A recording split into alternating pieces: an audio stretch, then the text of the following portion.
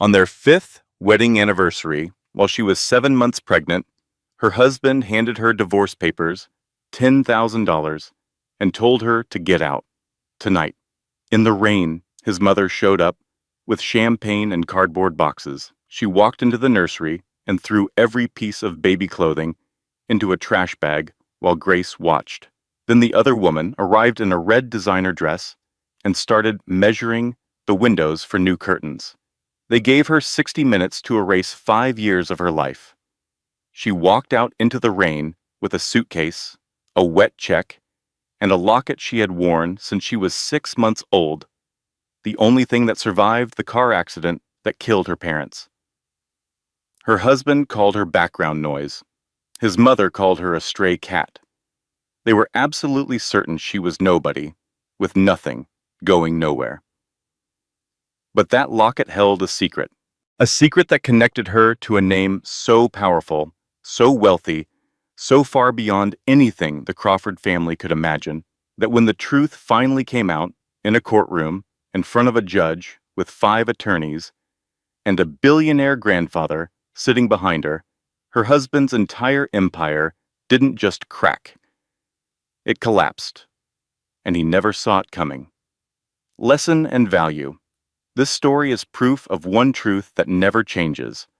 Your worth is not decided by the person who walks away from you. It is revealed by what you do after they leave. Never let someone else's cruelty become your identity. If this story gave you chills, drop a comment and tell me, what moment made your jaw drop? Hit that like button so this story reaches someone who needs to hear it tonight. Share it with a friend who deserves to know she is not nothing. And subscribe if you want more stories that hit different, because this channel does not do ordinary. I will see you in the next one. Dylan Crawford didn't just want to end his marriage. He wanted to erase it. He wanted to scrub every trace of his wife from his life the way you'd power wash a stain off a driveway, quickly, thoroughly, and without a second thought. He looked at the woman sitting across the living room, the woman who had washed his shirts and cooked his meals and carried his child for 7 months, a woman he believed was a penniless orphan he had rescued from a life of bus stops and ramen noodles, and he felt nothing, less than nothing. He felt the mild irritation of a man who has outgrown a pair of shoes and can't understand why they're still in his closet. But Dylan made one fatal mistake. He confused silence with stupidity. He mistook kindness for weakness, and he assumed that a woman with no money, no family, and no last name worth remembering could never, ever fight back. He had no idea that the signature on those divorce papers wouldn't just end a marriage. It would detonate a bomb that would level everything he had ever built, every lie he had ever told, and every cruel word he had ever whispered in the dark. This is the story of how a man threw away a queen to chase a pawn. And this is the story of how that queen burned his kingdom to the ground without ever raising her voice. The envelope was thick, creamy white, and unmistakably legal. It sat on the mahogany coffee table, exactly where a vase of flowers should have been. It was October 14th, a Wednesday, and it was Grace and Dylan Crawford's 5th wedding anniversary. Grace stood in the center of the living room of their Upper East Side townhouse, her hands still damp from washing the dishes. She had cooked Dylan's favorite meal, herb-roasted chicken with garlic mashed potatoes, homemade bread rolls, and a salad with the imported olive oil he liked. The dining table behind her was set for 2. White candles, a small anniversary card she had spent an hour writing by hand, and propped against a vase of grocery store daisies, the only flowers she could afford because Dylan controlled every dollar in the household, was the sonogram photo of their daughter. 28 weeks, a perfect profile, 10 tiny fingers. Grace was 32 years old. At 7 months pregnant, she moved carefully, one hand frequently resting on the curve of her belly. She was wearing her one nice maternity dress, a navy blue cotton dress from Target that cost $30. She had saved for it by skipping lunches for 2 weeks, telling Elena she wasn't hungry, packing a granola bar in her purse instead. Dylan wouldn't have noticed if she'd worn a burlap sack. Dylan hadn't really looked at her in over a year. She heard his key in the lock at 9:47. He was 3 hours late. She had texted him twice. The chicken had dried out at 8:30. She had turned the oven off at 9.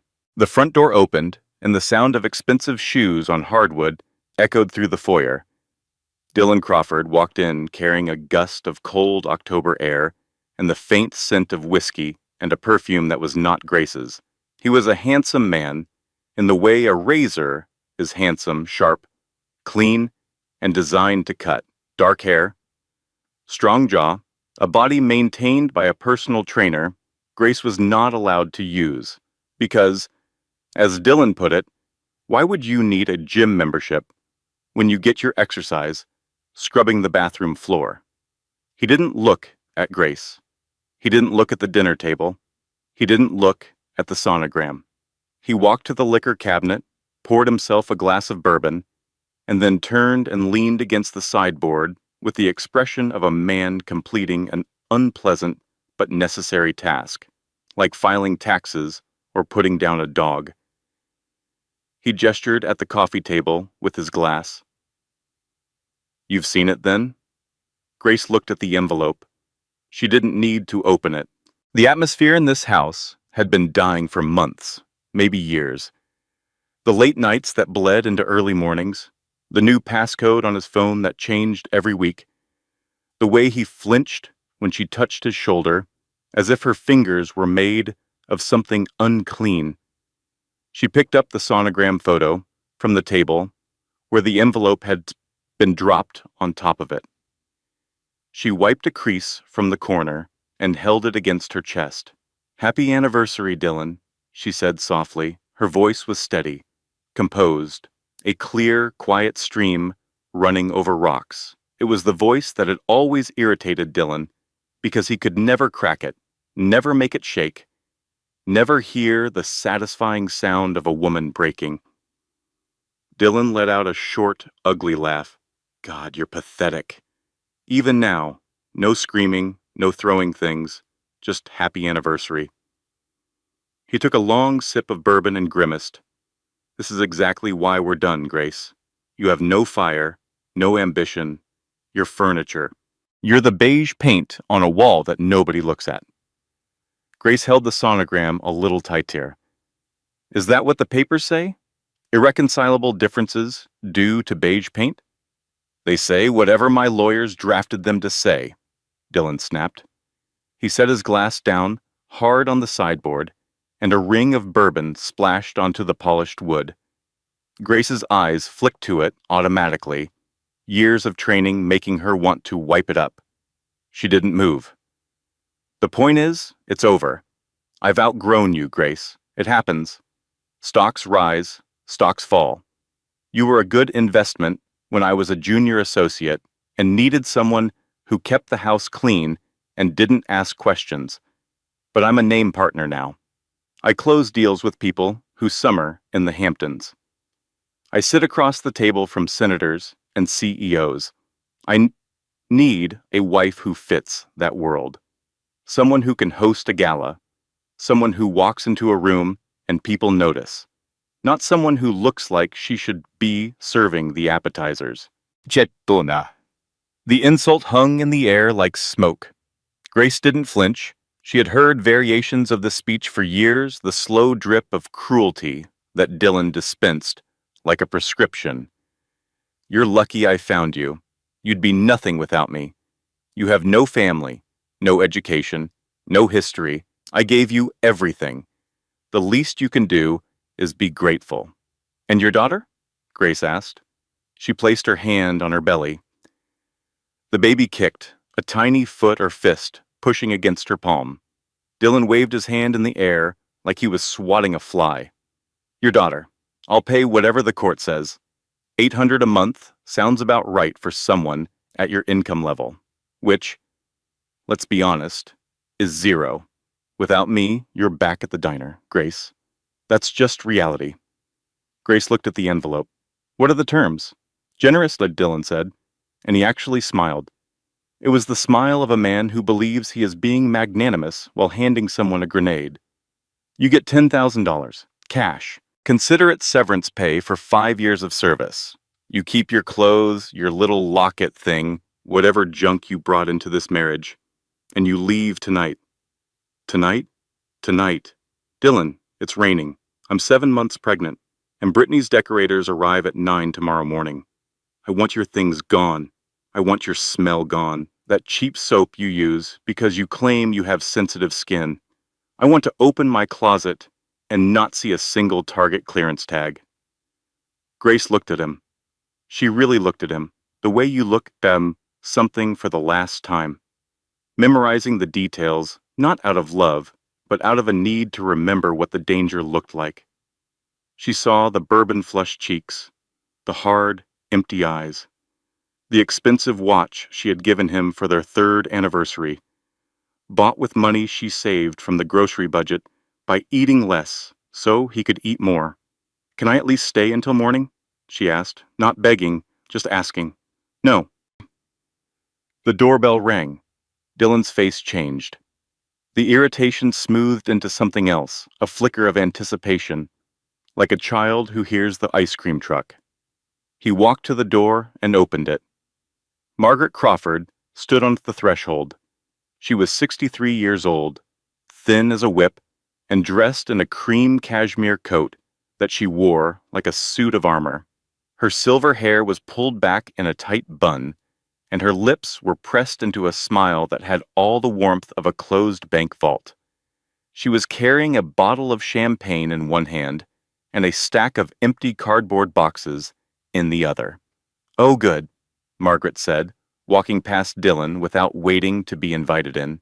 She didn't look at Grace. She hadn't looked directly at Grace since the wedding, when she had told her son, in a whisper, loud enough for the entire first row to hear, that marrying a foster child was like adopting a stray cat. It might seem noble at first, but eventually, you'd find hair on the furniture and regret it. She's still here, Margaret continued, setting the champagne on the counter with a decisive clink. I brought boxes. Let's get this moving.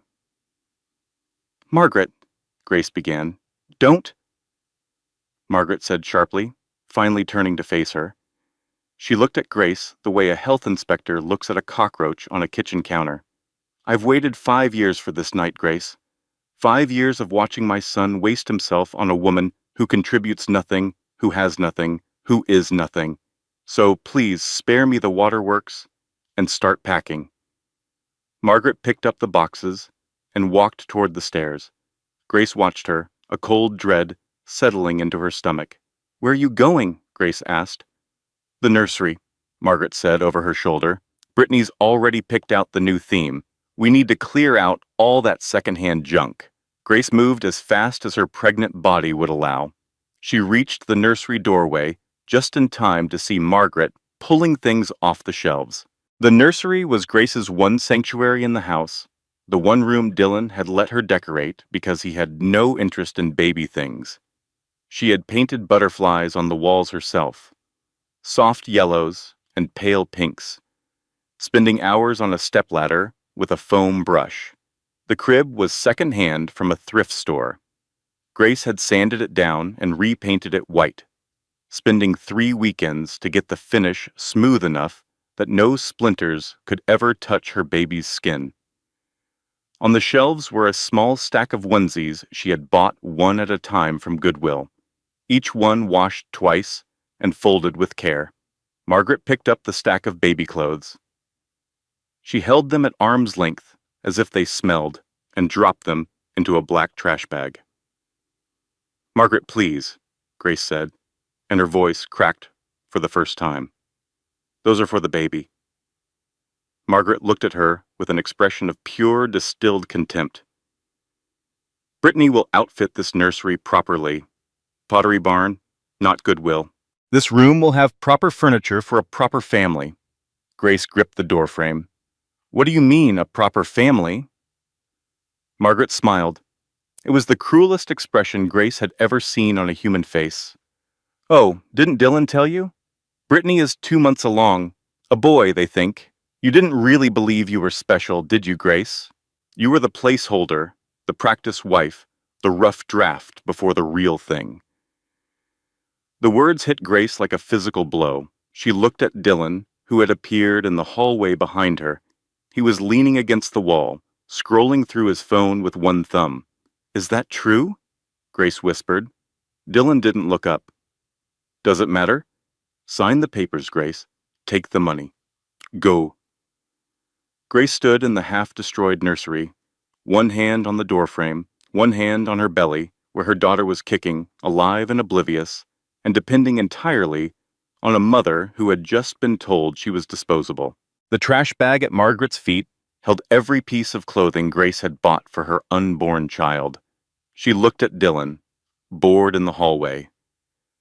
She looked at Margaret, triumphant by the crib, and something inside Grace, something that had been bending for 5 years under the weight of silence and gratitude and please don't leave me because I have nowhere else to go, that something didn't break. It went quiet. I'll pack, Grace said. She walked to the bedroom. She pulled her battered suitcase from the back of the closet, the same suitcase she had brought into this marriage 5 years ago. She packed 3 changes of clothes. She packed the photo of her parents, a grainy, faded image of a man and woman she had never known, standing in front of a garden she couldn't identify. She had carried this photo through 6 foster homes, 2 group homes, and 1 marriage. It was the only proof she had that she had once been wanted by someone. And she packed the small wooden jewelry box.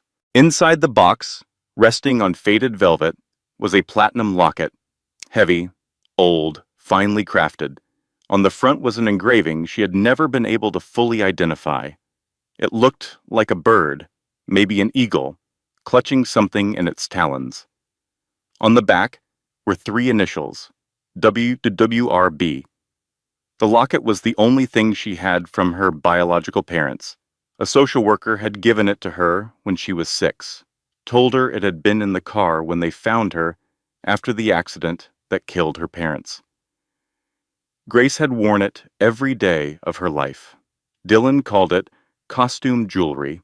Margaret had once called it worthless junk. Grace put the locket around her neck and tucked it under her dress. She left every diamond Dylan had ever bought her in a neat pile on his pillow. The engagement ring, the tennis bracelet he gave her as an apology for missing Christmas, the earrings from their first anniversary that he forgot he had bought because his secretary picked them out. She carried her suitcase downstairs. The living room had changed. Brittany Voss had arrived. She was 28, blonde, spray-tanned to the color of a butterscotch candy, and wearing a red designer dress that probably cost more than Grace's entire wardrobe combined. She was walking through the living room, pointing at things, and dictating changes to someone on her phone. The sofa goes, Brittany was saying, and all this gray, it's so depressing. I want cream and gold, and get rid of that dining set. It smells like... She paused, looking up as Grace came down the stairs, pregnant belly and suitcase and all. Brittany's eyes went wide for a theatrical second, and then her face arranged itself into a mask of exaggerated sympathy. Oh, wow, you're huge, Brittany said, lowering her phone. Don't worry, sweetie. I'll take great care of the nursery. I'm thinking all white, very clean, very fresh start. Margaret appeared from the kitchen, holding the champagne. She popped the cork. The sound echoed through the townhouse like a starting pistol. Grace set her suitcase down at the bottom of the stairs. She looked at the 3 of them. Dylan on the sofa, arms stretched along the back, one ankle on his knee, the king of his castle. Brittany beside him, draping herself over the armrest like a trophy on a shelf. Margaret pouring champagne into glasses, her thin lips curved in satisfaction. 3 people celebrating the disposal of a pregnant woman. Grace walked to the door. She stopped. She didn't turn around fully, just enough so her voice would carry. You broke the contract, Dylan. Not me. Remember that. Get out, Dylan said. His voice was flat, bored, final. Grace opened the door. The rain hit her like a wall of cold water. October in New York was not gentle. The sky was black, the streetlights smeared into halos by the downpour, and the sidewalk was already pooling with runoff from the gutters. Grace stepped outside, one hand pulling her suitcase, the other resting on her belly. The door slammed behind her. She heard the lock click. Then, muffled through the wood and glass, she heard laughter. Grace stood on the sidewalk. The rain soaked her hair in seconds, plastering it to her skull, running in cold streams down her face and neck. Her $30 maternity dress clung to her body. Her shoes, the only pair of flats she owned, were already filling with water. To anyone watching from the windows of the neighboring brownstones, she looked exactly like what Dylan and Margaret and Brittany said she was. A discarded woman, a throwaway, a charity case who had finally outlived her usefulness. She stood there for a long moment. Then she shifted her grip on the suitcase and began to walk. She didn't hail a cab. She couldn't afford one. She walked 6 blocks through the rain to Elena Ruiz's apartment. Elena Ruiz opened her door at 10:15 on a Wednesday night and found her best friend standing in the hallway looking like something the East River had spat out. Grace was soaked from head to toe, her hair hanging in dark ropes, her maternity dress clinging to the hard, round shape of her belly. She was holding a battered suitcase in one hand and a wet check for $10,000 in the other. She wasn't crying. Her eyes were dry and distant, focused on something Elena couldn't see. Elena didn't ask questions. She didn't say, "Oh my God," or "What happened," or "Are you okay?" Because the answer to the last question was obviously no, and the answers to the first two were written in every line of Grace's exhausted face. Elena pulled her inside, took the suitcase, pushed her onto the couch, and wrapped her in every blanket the apartment owned. Then she made tea, put the mug in Grace's hands, and sat down across from her on the floor. "Talk when you're ready," Elena said. "Or don't talk. Either way, you're not going back out in that rain." Grace held the tea. The warmth seeped into her fingers. The baby kicked, hard, probably complaining about the cold, and Grace rubbed the spot with her palm. "He served me papers," Grace said quietly. "On our anniversary, while I was 7 months pregnant with his daughter. His mother threw away the baby's clothes. His girlfriend is redecorating the nursery." Elena's face went through about 6 different expressions in 3 seconds, the last of which settled into the cold, focused rage of a woman who was mentally constructing a to-do list that started with arson and ended with a shallow grave. "I'm going to kill him," Elena said. "No, you're not." "I'm going to kill his mother." "Elena, fine. I'm going to key his car. He'll just buy a new one." Elena clenched her jaw so hard Grace could hear her teeth creak. "What did he give you?" Grace held up the check. $10,000. Wet, wrinkled, but legible. 10,000, Elena repeated. For 5 years. For cooking, cleaning, hosting his dinner parties, managing his entire domestic life, and growing a human being inside your body. $10,000. He called it generous, Grace said. He called it generous, Elena echoed, and the way she said it made the words sound like what they actually were, which was obscene. She took a breath, visibly forcing herself to calm down. "Okay, what's the plan?" "I filed the response today. The court date is November 20th. 37 days. "And your lawyer?" Grace said nothing. "Grace." "I can't afford a lawyer, Elena. Legal aid gave me forms. I filled them out myself. Elena stared at her. You're going into a divorce hearing against a senior partner at one of Manhattan's biggest law firms, and you're representing yourself? He's using 3 attorneys from his own firm, on the firm's dime. Of course he is. Elena rubbed her face with both hands. What is he asking for? Everything. The townhouse, 0 alimony, $800 a month in child support, and a waiver of all claims to his assets. His lawyers say I was voluntarily unemployed and contributed nothing to the marriage. Voluntarily unemployed? He wouldn't let you work. He told you your job was the house. I know, but I don't have that in writing. The apartment was quiet except for the rain against the window and the distant hum of the refrigerator.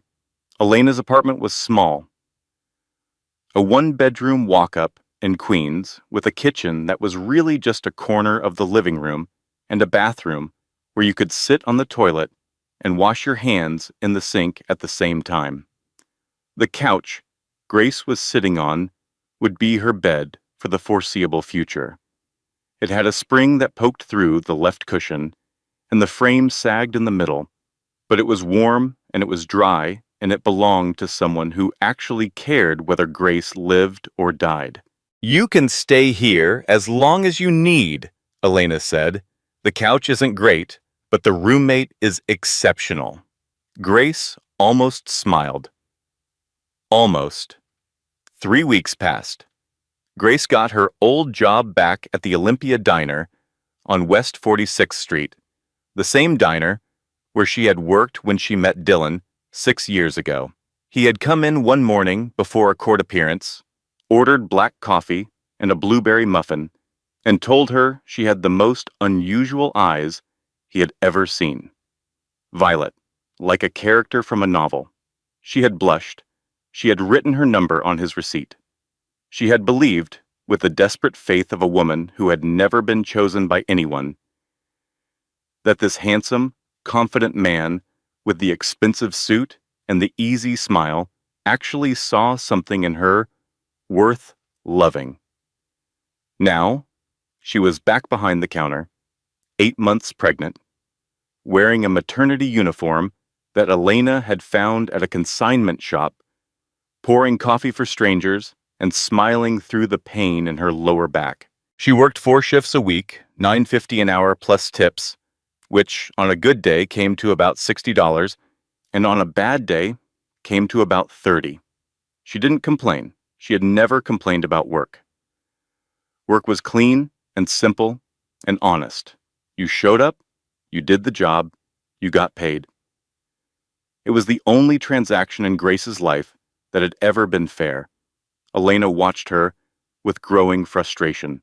Every night, Grace came home with swollen ankles and a brave face and a fresh stack of legal documents from Dylan's lawyers that got more aggressive with each delivery.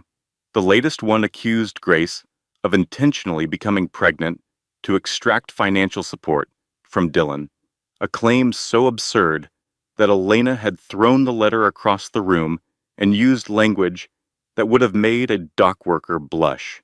You have to fight, Elena said one night, sitting on the floor while Grace lay on the couch with her feet elevated on a stack of pillows.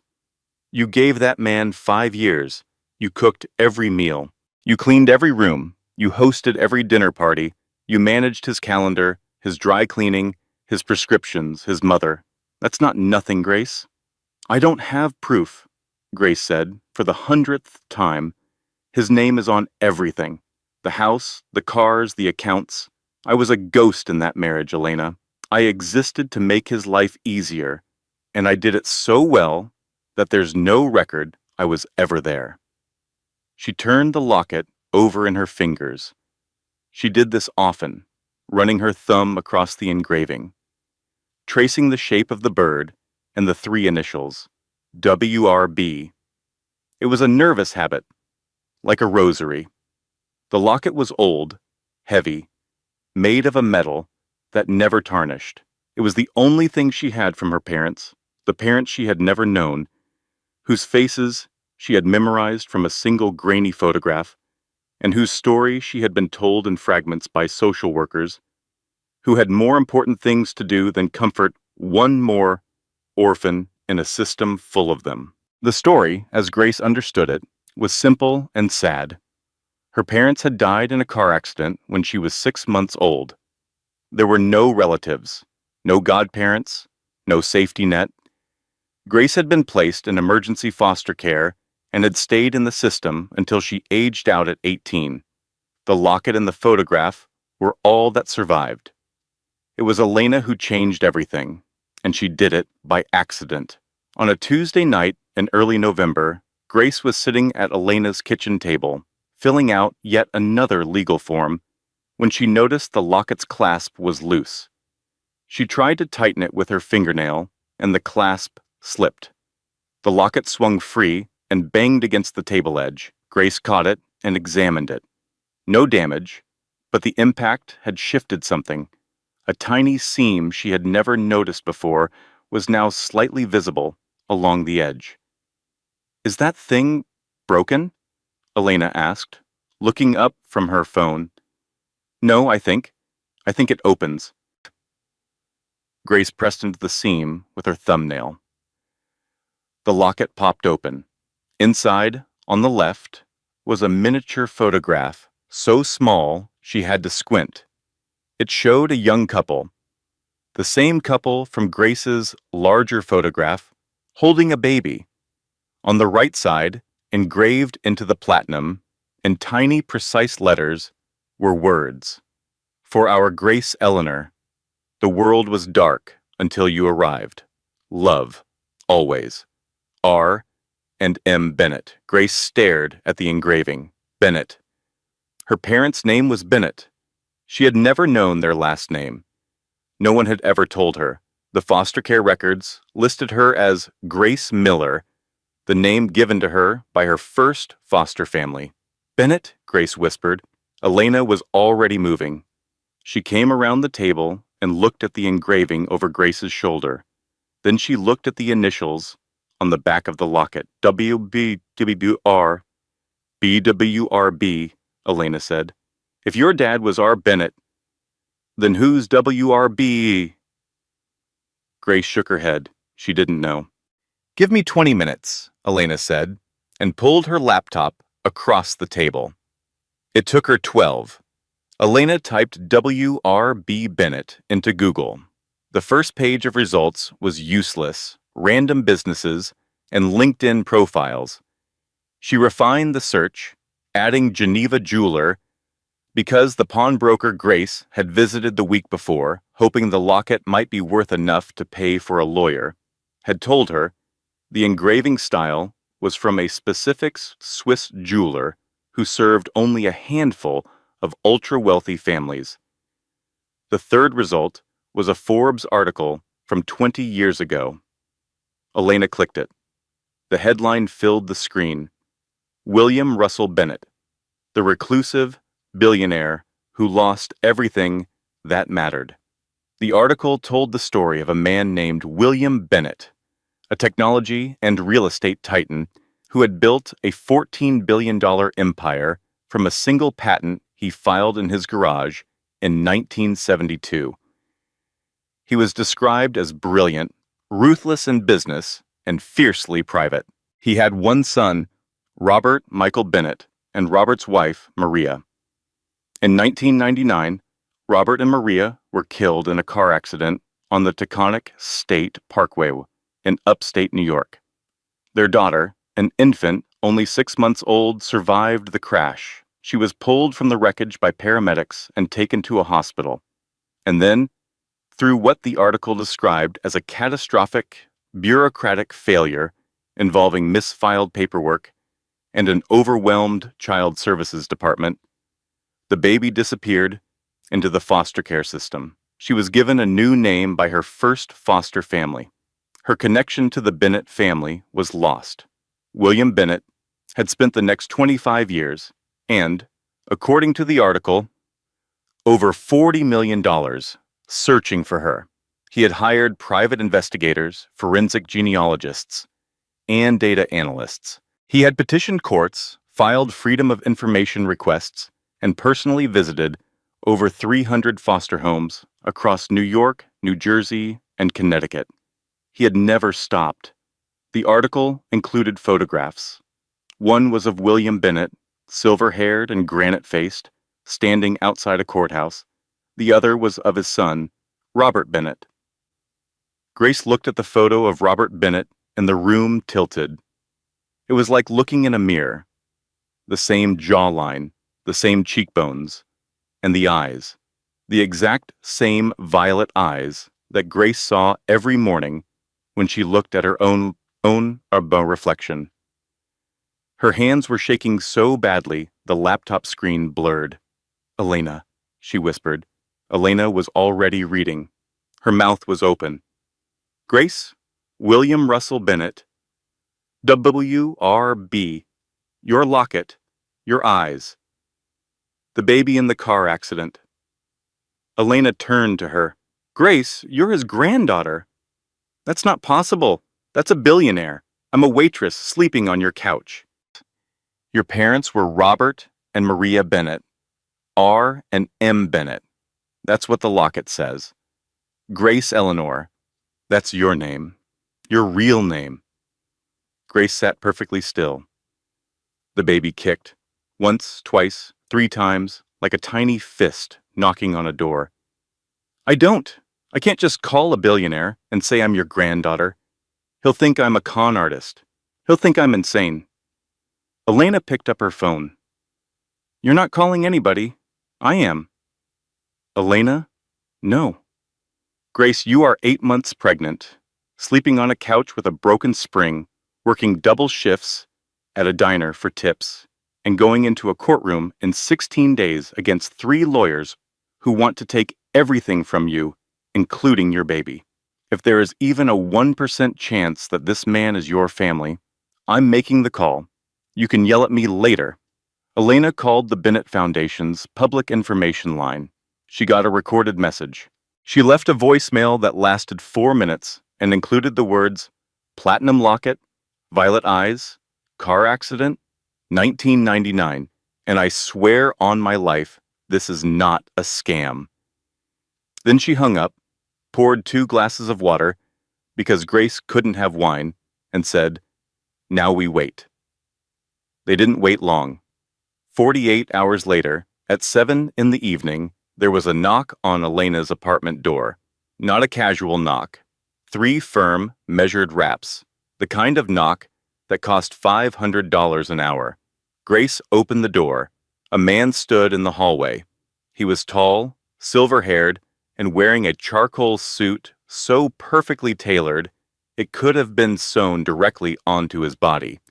Behind him stood 2 other men in dark suits, hands clasped in front of them, with earpieces and the particular stillness of professional security. "My name is Sebastian Cole," the man said. His voice was precise, controlled, the voice of a man who had spent 40 years choosing his words the way a surgeon chooses instruments. "I am the personal attorney and legal representative of William Russell Bennett. May I come in?" Grace stepped aside. Sebastian walked in. He took 2 steps into Elena's tiny apartment, and then he stopped. He was looking at Grace's face. Specifically, he was looking at her eyes. Sebastian Cole had been William Bennett's lawyer for 31 years. He had been present the day Robert Bennett was born. He had been present the day Robert married Maria. He had been present at the crash site, standing in the rain, watching them pull a screaming baby from the wreckage. He had spent 25 years helping William search for that baby. He was looking at the baby now. She was 32 years old, 8 months pregnant, standing in a walk-up apartment in Queens, with bags under her eyes and a locket around her neck. Sebastian's composure cracked. Just for a second. His hand, the hand that had signed 10,000 contracts without a tremor, shook. He blinked rapidly. He cleared his throat. "Miss Miller," he said, and his voice was not entirely steady. "We received your friend's message. We ran a DNA comparison this morning using samples from our records against biological material provided to us by your foster care agency." He paused. "You are Grace Eleanor Bennett. You are the biological granddaughter of William Russell Bennett. You are the sole surviving heir to the Bennett family estate." Grace sat down on the couch, not because she chose to, because her legs stopped working. Elena grabbed the kitchen counter. Grace's hand went to her belly. The baby kicked. "I don't want money," Grace said. The words came out before she could think about them, before she could calculate or strategize or be anything other than exactly who she was, a woman who had been alone her entire life and wanted only one thing from the universe. "I just want to know if I have a family." Sebastian's eyes changed. The professional mask softened into something deeply, painfully human. "You have a grandfather," Sebastian said quietly, "who has not stopped searching for you since the day you disappeared. He is downstairs in the car right now. He has been sitting there for 20 minutes. He was afraid to come up." "Afraid of what?" "Afraid you wouldn't want to see him." Grace looked at Elena. Elena was crying silently, tears streaming down her face, one hand over her mouth. Grace looked back at Sebastian. "Send him up." William Russell Bennett climbed 4 flights of stairs in a walk-up apartment building in Queens, and by the time he reached Elena's door, he was breathing hard. Not because he was out of shape. The man still played tennis 3 times a week at 78, but because his heart was doing something it hadn't done in 25 years. It was hoping. He had trained himself out of hope a long time ago. Hope was a cruel drug for a man who had spent a quarter-century searching for a ghost. Every lead that went cold, every DNA test that came back negative, every private investigator who called with regret in their voice, each one had chipped away at the reservoir of hope until William had learned to function without it. He ran his empire on discipline, his household on routine, and his emotional life on the grim acceptance that he might die without ever finding his granddaughter. And then Sebastian had called him. "We found her, sir." 3 words that cracked the dam. William stood in the doorway of Elena's apartment. He was tall, still broad in the shoulders, with thick silver hair and a face that belonged on a coin. He was wearing a navy suit that cost more than the apartment's annual rent, and he was holding his hands together in front of him to stop them from shaking. He saw Grace. She was sitting on the couch, small and tired, and enormously pregnant, with dark hair and a face that made William's breath catch in his throat because it was his son's face. The jawline, the cheekbones, the quiet composure. But the eyes. God, the eyes, violet. Deep, unmistakable violet. The Bennett eyes. His wife had them, his son had them, and now this woman, this stranger who was not a stranger, this ghost who was suddenly, miraculously, terrifyingly real, she had them too. William opened his mouth to say something. He had rehearsed a speech in the car, something dignified and measured, something a billionaire would say to a granddaughter he was meeting for the first time. He had practiced it twice. He remembered none of it. He opened his arms. Grace stood up. It took her a moment because of the belly, and Elena almost moved to help her but stopped herself. Grace crossed the room. She was shaking. William was shaking. The distance between them was 8 feet and 25 years. Grace walked into his arms. William closed them around her, carefully because of the baby, and he held her. He held his son's daughter. He held the infant he had last seen being carried out of a wrecked car on a rainy highway. He held the girl he had searched for across 6 states and 2 decades and $40 million and 1,000 sleepless nights. He didn't speak. He couldn't. His chin trembled. His eyes filled. A sound came out of him that he had never made before. Not a sob exactly, but the sound of something that had been locked for 25 years finally breaking open. Grace was crying, She pressed her face into his chest, and she cried in a way she hadn't cried since she was a child in a foster home, pressing her face into a pillow so the other kids wouldn't hear. She cried for every birthday no one came to, every school play no one watched. Every night she lay in a strange bed in a strange house and whispered, "Please, someone, find me." Elena was crying in the kitchen, making no effort to hide it, tears dripping off her chin onto the linoleum. Sebastian stood in the hallway, one hand on the doorframe, looking at the ceiling with the focused intensity of a man who was absolutely not going to cry in front of anyone, his jaw working, his eyes suspiciously bright. William pulled back. He kept his hands on Grace's shoulders. He looked at her face, memorizing every detail. "You look like him," William said. His voice was rough. "You look exactly like my Robert." Grace wiped her eyes. "I have a picture. It's all I've had." I know, sweetheart. But you have more now." William looked down at her belly. His expression changed. The grief and tenderness shifted, and something new entered his eyes. Wonder. Fierce and almost painful. "Is that my great-grandchild?" Grace nodded. She took his hand and placed it on the curve of her belly. The baby, as if she had been waiting for this moment, as if she somehow knew that a large, warm hand now resting on the wall of her world belonged to someone important, kicked directly into William's palm. William's face broke open. The billionaire, the titan, the man who had stared down corporate raiders and congressional committees, came completely undone. Tears ran freely down his lined face. "Hello, little one," he whispered. "I'm your great-grandfather. I've been waiting a very long time to meet your family."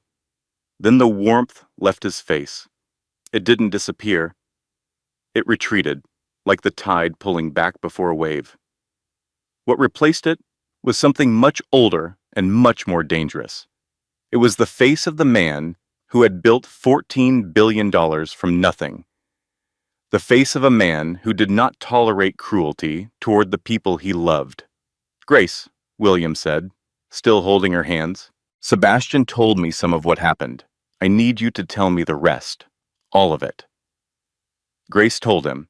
She told him about Dylan, about the 5 years of marriage that had really been 5 years of servitude, about the controlling of money, the isolation from friends, the daily erosion of her self-worth through comments so casual and so constant that she had stopped recognizing them as cruelty and started accepting them as fact.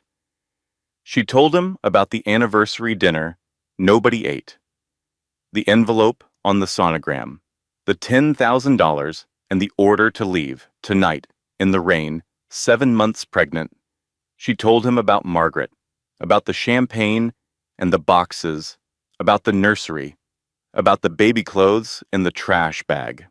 She told him about Brittany, the red dress, the smirk, the fresh start.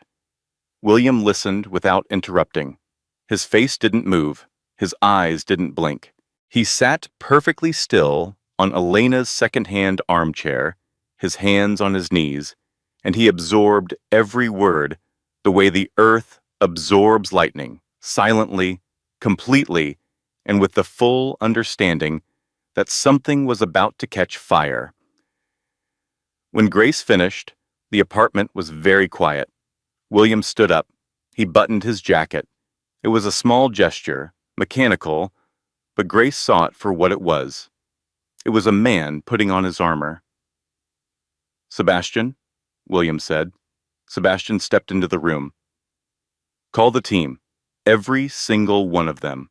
I don't care if they're asleep, on vacation, or in another country. I want to know everything about Dylan Crawford. Every deal, every dollar, every lie. I want forensic accountants on his firm's books by tomorrow morning. I want a background check so thorough that I know what he ate for breakfast on his 10th birthday, and I want a seat in that courtroom on November 20th. Yes, sir. And the firm itself? Crawford and Mercer? William looked at Grace. Then he looked back at Sebastian. Buy it. Sebastian's eyebrow rose by exactly 1 millimeter, which for him was the equivalent of falling off his chair. All of it? All of it. Buy the firm, buy the building, buy the parking lot underneath it. I want to own the ground that man walks on before he walks into that courtroom and tries to take my granddaughter's child. Sebastian nodded. He pulled out his phone and stepped into the hallway. Grace could hear him speaking in low, rapid tones, the sound of a machine being started. William turned to Grace. The iron in his face softened. Pack your things, sweetheart. You and your friend are coming with me. There's a penthouse on Central Park West with your name on the deed. There's a doctor who specializes in high-risk pregnancies waiting to see you tomorrow morning. And there is a legal team that is going to make sure that the man who threw you into the rain never has the power to hurt you or your daughter again. Grace looked at Elena. Elena was leaning against the kitchen counter, mascara streaked, arms crossed, wearing the expression of a woman who had just watched her best friend's life change in real time. I'm getting my coat, Elena said. Grace moved into the Bennett penthouse the next day. It occupied the entire top floor of a building on Central Park West, 62 stories above Manhattan, with floor-to-ceiling windows that looked out over the park and the skyline beyond. Grace's suite had a bedroom larger than Elena's entire apartment, a bathroom with heated floors, and a closet that was currently empty because Grace owned 3 changes of clothes and a maternity uniform. She stood in the middle of the bedroom on her first night, bare feet on the marble floor, and looked out at the city. Somewhere out there, in the townhouse she had maintained for 5 years, Dylan was sleeping next to Brittany and dreaming of a courthouse victory. He had no idea that the woman he had thrown away had just been claimed by a force he couldn't comprehend. Grace put her hand on the window. The glass was cold. The city glittered. I don't want to destroy him, she said. William, standing in the doorway behind her, said nothing for a moment. Then he walked up beside her and looked out at the same view. I know you don't, he said. And that's why I love you already. You have your father's heart, he paused. But I'm going to make sure he can never hurt you again. That's not revenge, Grace. That's a grandfather's job. He kissed her forehead and left her alone with the skyline. That night, Grace lay in a bed that was softer than anything she had ever touched and stared at the ceiling. The baby was restless, kicking and turning, keeping her awake. She rubbed her belly in slow circles. It's going to be okay, Lily, she whispered. It was the first time she had spoken the name out loud. She had been carrying it in her heart for months, afraid to say it, as if naming the baby would make the loss harder if Dylan took everything. But Dylan wasn't going to take anything. It's going to be okay. The next 19 days moved like a military campaign. Sebastian Cole operated from a war room on the 48th floor of the Bennett Global Tower on Park Avenue. The room had originally been designed as a conference space for corporate acquisitions. It had a long mahogany table, 6 large monitors on the walls, and a coffee machine that ran 24 hours a day.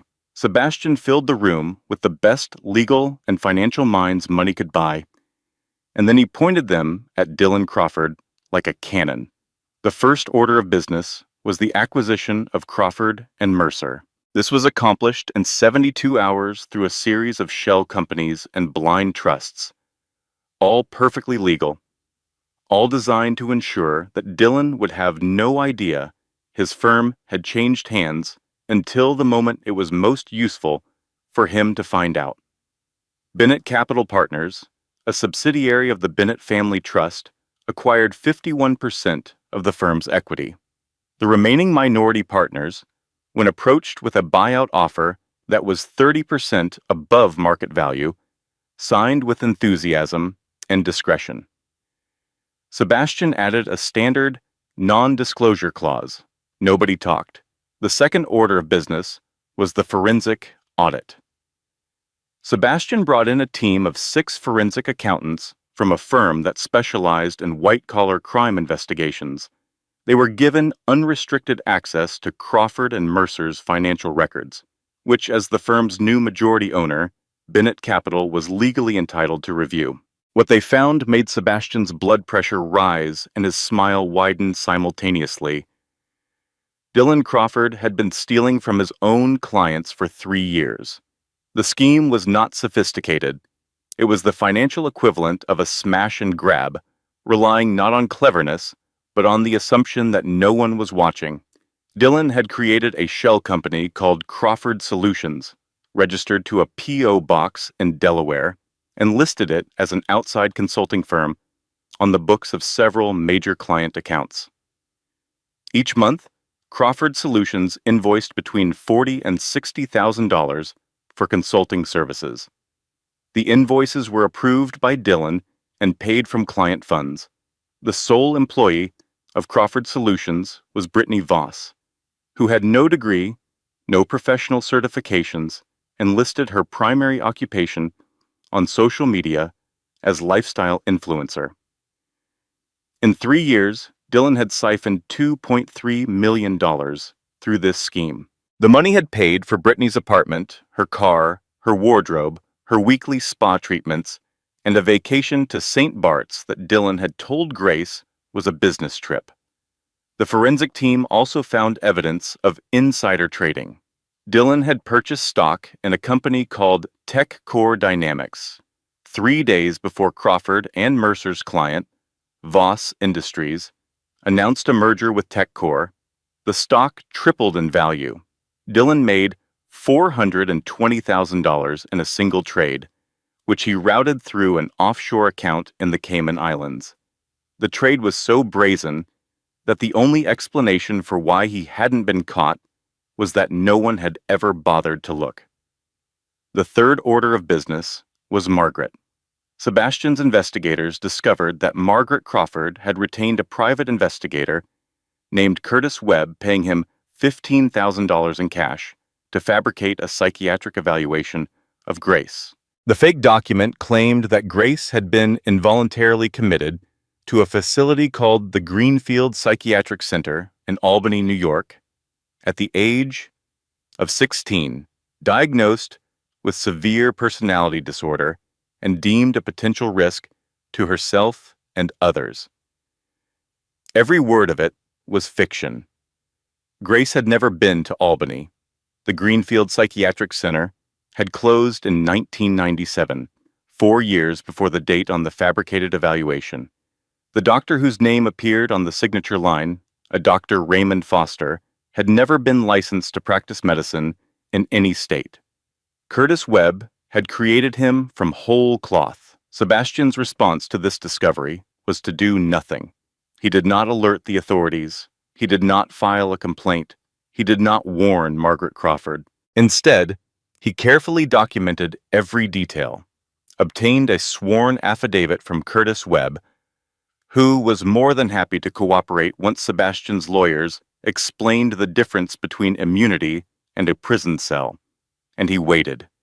He wanted Margaret to file the document in court. He wanted her to put it in a judge's hands. And then he wanted to detonate it in front of her. Sebastian was, at heart, a patient man. While the legal and financial machinery churned, Grace lived a life she had never imagined. She woke each morning in a warm bed. She ate breakfast at a table where no one criticized her cooking. She saw Dr. Patricia Weston, one of Manhattan's leading obstetricians, who monitored Grace's blood pressure, checked the baby's growth, and told her that her daughter was healthy, active, and apparently fond of kicking her mother's bladder at 3 a.m. Grace spent her days with William. They talked for hours. He told her about her father, about Robert's laugh, his love of old movies, his terrible cooking, his stubborn insistence on fixing things himself, even though he could afford to hire anyone. He told her about her mother, Maria, who had been a cellist with the New York Philharmonic, who had once played an entire concerto with a broken finger because she didn't want to let the orchestra down. Grace listened to these stories the way a person dying of thirst listens to the sound of water. She drank them in. She held them. She replayed them at night while lying in bed, building a picture of the parents she had never known from the fragments William gave her. William, in turn, listened to Grace.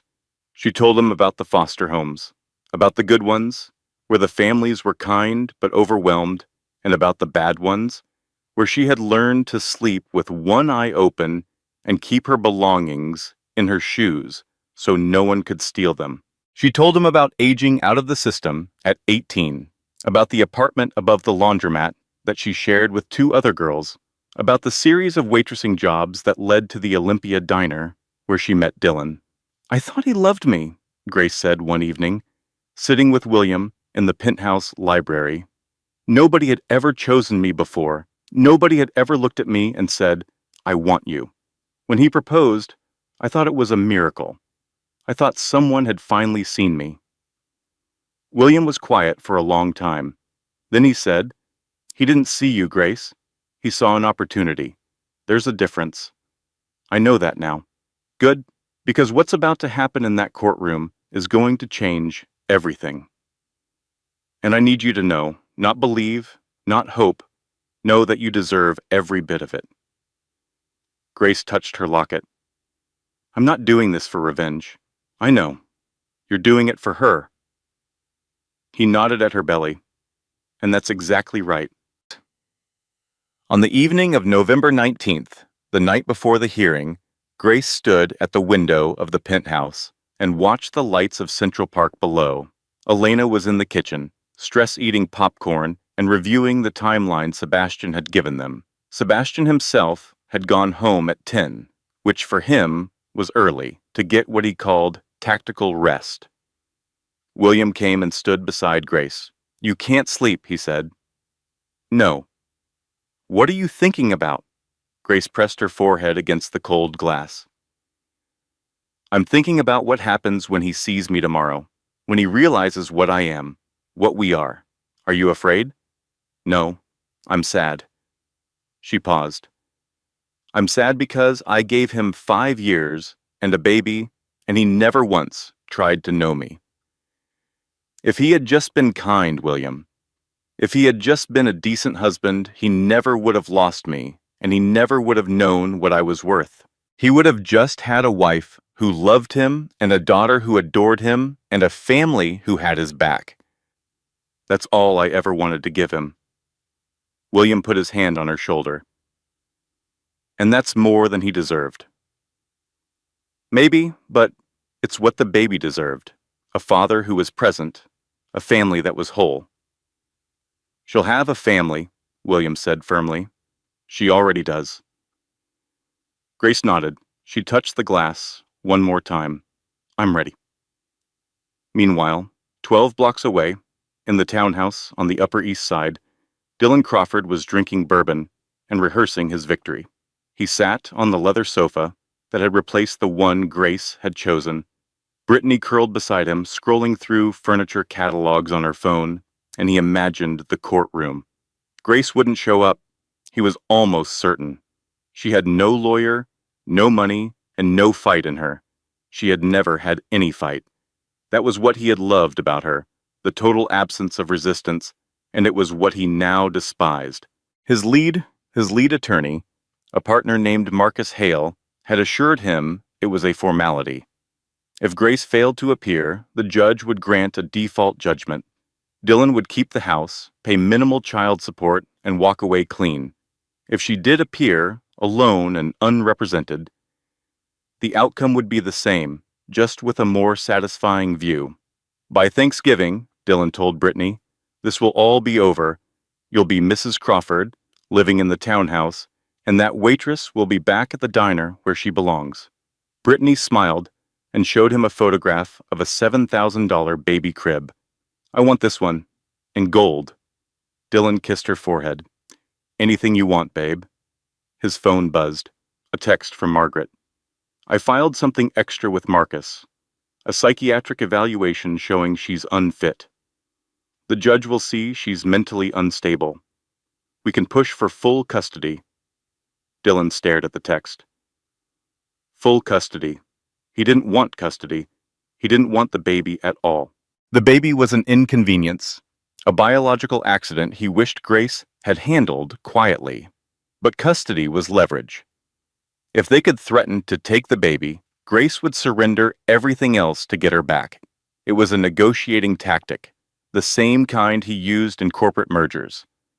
Apply pressure to the emotional center and watch the opposition collapse. Dylan typed back a single word. Good. He turned off his phone, finished his drink, and went to bed. He slept soundly. He dreamed of winning. He had no idea that 20 blocks north, in a penthouse that overlooked the same city, an army was polishing its weapons and waiting for dawn. November 20th, Manhattan Family Court. The building squatted on Center Street like a gray concrete headstone, its facade streaked with decades of rain and exhaust. Inside, the hallways smelled like floor wax and anxiety. It was the kind of building where lives were rearranged on a daily basis. Marriages dissolved, children's fates decided, fortunes divided, all of it processed through wood-paneled courtrooms by judges who had seen so much human misery that they could identify the liars before the first witness was sworn. Dylan Crawford arrived at 8:45 in a black Lincoln town car. He was wearing his best suit, a charcoal Brioni that he had bought with money siphoned from a client account, though he would never have described it that way. His hair was freshly cut. His shoes were polished to a military shine. He carried a leather briefcase he didn't need because his lawyers carried the real documents, but it made him feel important, and feeling important was essential to Dylan's emotional survival. Margaret Crawford sat beside him in the car. She was wearing a navy suit with pearl earrings and a thin, satisfied smile. She carried a leather folder in her lap, inside which was the psychiatric evaluation she had paid Curtis Webb $15,000 to fabricate. Remember, Margaret said as they approached the courthouse, if she shows up, which she won't, let Marcus handle it. You just sit there and look like the responsible parent. She's not going to show up, Mom. Of course she isn't. Where would she even get the subway fare? They both laughed. It was a dry, joyless sound, like two rattlesnakes comparing notes. Dylan's legal team was already inside. Marcus Hale, lead attorney, along with two junior associates from Crawford and Mercer, were setting up at the respondents' table. They had a stack of documents, several legal pads, and the serene confidence of men who expected to win by default. Dylan entered the courtroom. It was smaller than he expected, wood-paneled, fluorescent lit, with rows of hard wooden benches for observers. Judge Patricia Holloway's nameplate was on the bench. Dylan didn't know much about her, but Marcus had briefed him. Experienced, fair, by the book. Not the kind of judge who would be swayed by emotion. Perfect. Dylan sat down. He looked at the plaintiff's table. It was empty. He checked his watch. 8:50, empty. 8:53, empty. A small, warm flame of triumph ignited in Dylan's chest. She wasn't coming. Grace, the quiet, obedient, invisible Grace, had done exactly what he expected her to do. She had accepted her fate. She had taken the $10,000 and crawled back to whatever hole she had come from. Marcus leaned over. If she's not here by 9, I'll move for a default judgment. The judge will grant everything. Full terms. Dylan nodded. He pulled out his phone under the table and texted Brittany. She's not coming. We won. Champagne tonight.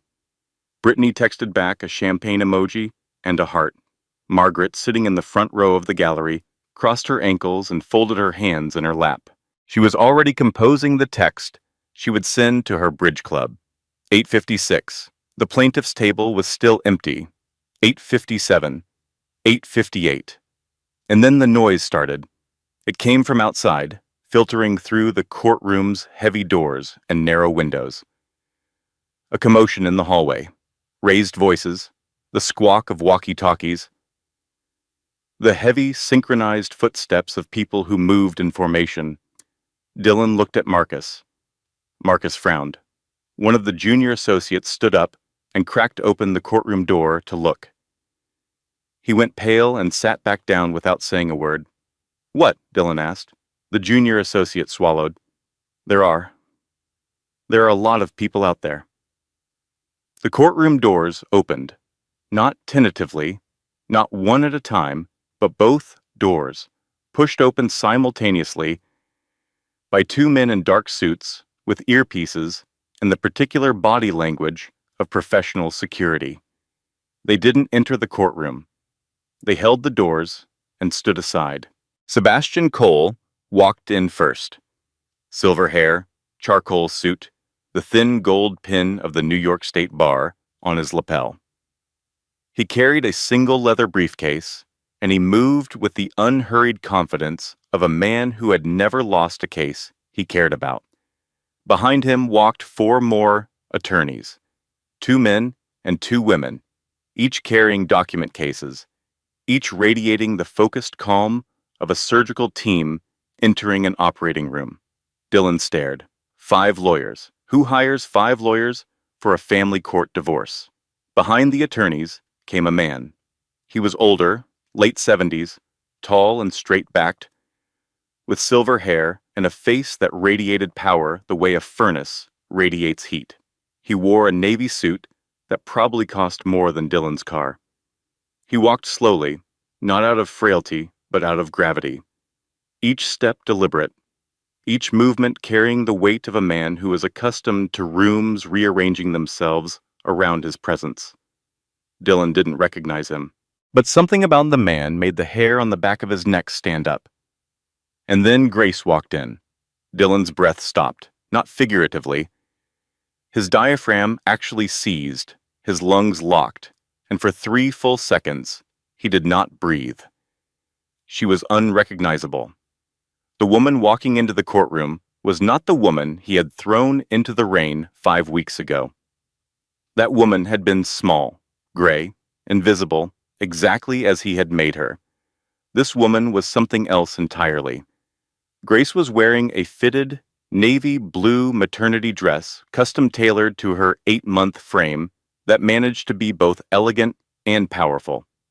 Her hair was swept up in a twist that Elena had spent 40 minutes perfecting that morning. She wore minimal makeup. She didn't need it.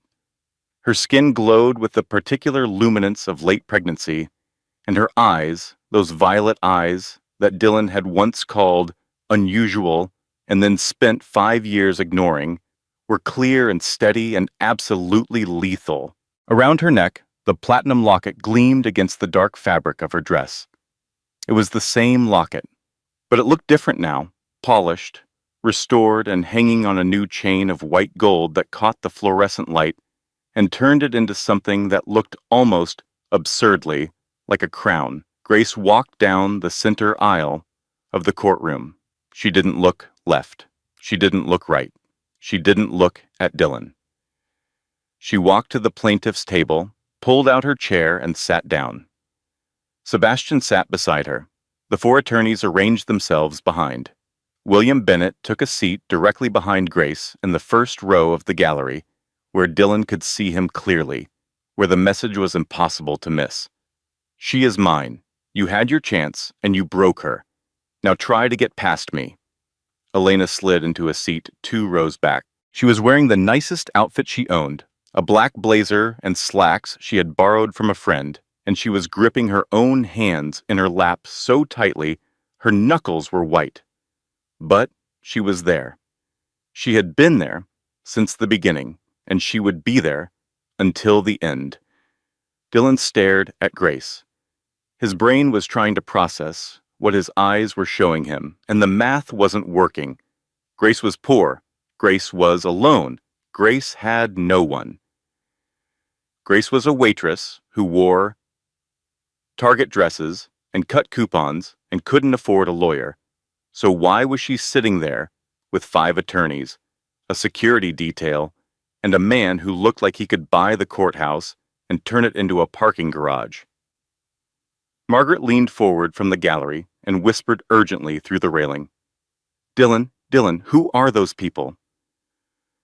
Dylan didn't answer. He couldn't. He was looking at the briefcase Sebastian had set on the table.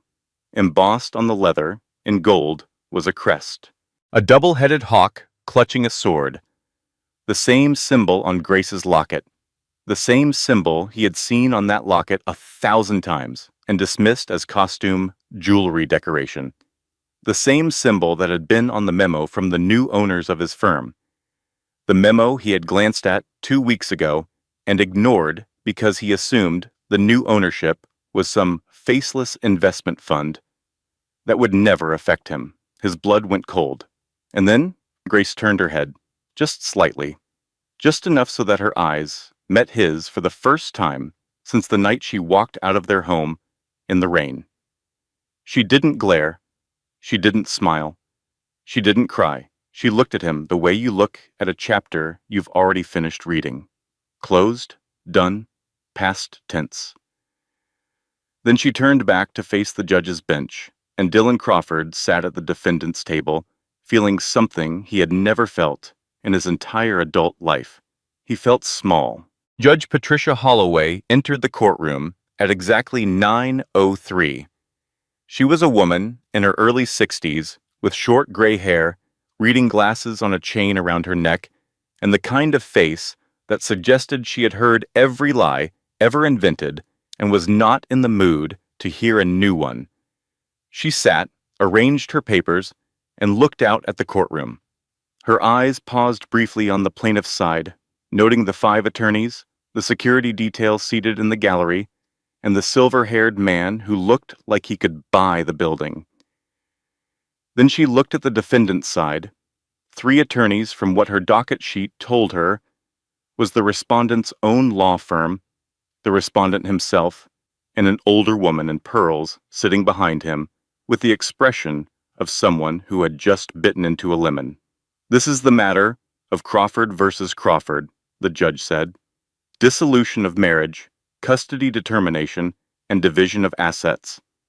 Counsel, identify yourselves for the record." Marcus Hale stood. Marcus Hale of Crawford and Mercer, representing the respondent, Dylan Crawford. Sebastian Cole stood. He buttoned his jacket. He did it slowly. Sebastian Cole of the Bennett Law Group, representing the petitioner, Grace Eleanor Bennett Crawford. Marcus blinked. "Bennett?" Sebastian didn't look at him. The petitioner was born Grace Eleanor Bennett. She was separated from her family as an infant and raised in the foster care system under the name Grace Miller. Her identity has been confirmed through DNA analysis. She is the sole surviving granddaughter of William Russell Bennett. The courtroom went very quiet. Marcus turned to Dylan. Dylan was gripping the edge of the table. His face had gone the color of old paper. Judge Holloway looked at Sebastian over her reading glasses. "Mr. Cole, is the gentleman in the gallery William Bennett?" "He is, Your Honor." The judge absorbed this with the professional calm of a woman who had presided over cases involving celebrities, politicians, and organized crime figures. She turned to Marcus. "Proceed with your opening, Mr. Hale." Marcus stood up. He had prepared a speech about Dylan's contributions to the marriage, Grace's lack of income, and the equitable distribution of assets in the respondent's favor. It was a good speech. He had practiced it in the mirror. It assumed that Grace would be sitting alone at the other table, frightened and unrepresented.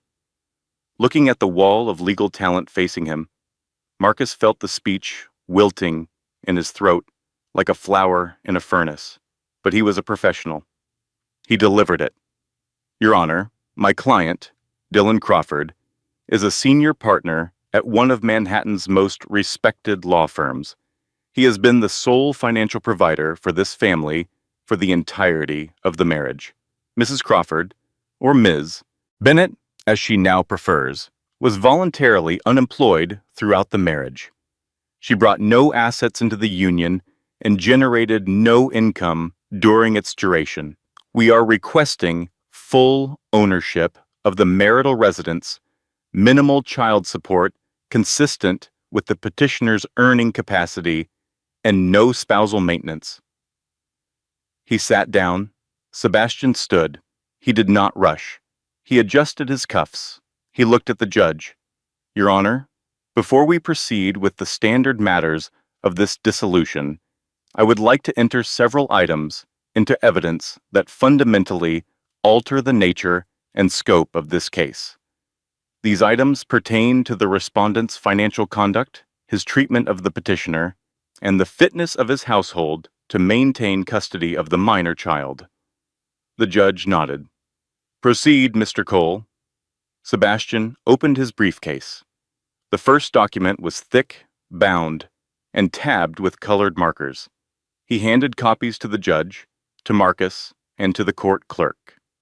This is the result of a forensic audit conducted on the financial records of Crawford and Mercer, specifically the accounts managed or accessed by Dylan Crawford over the past 3 years.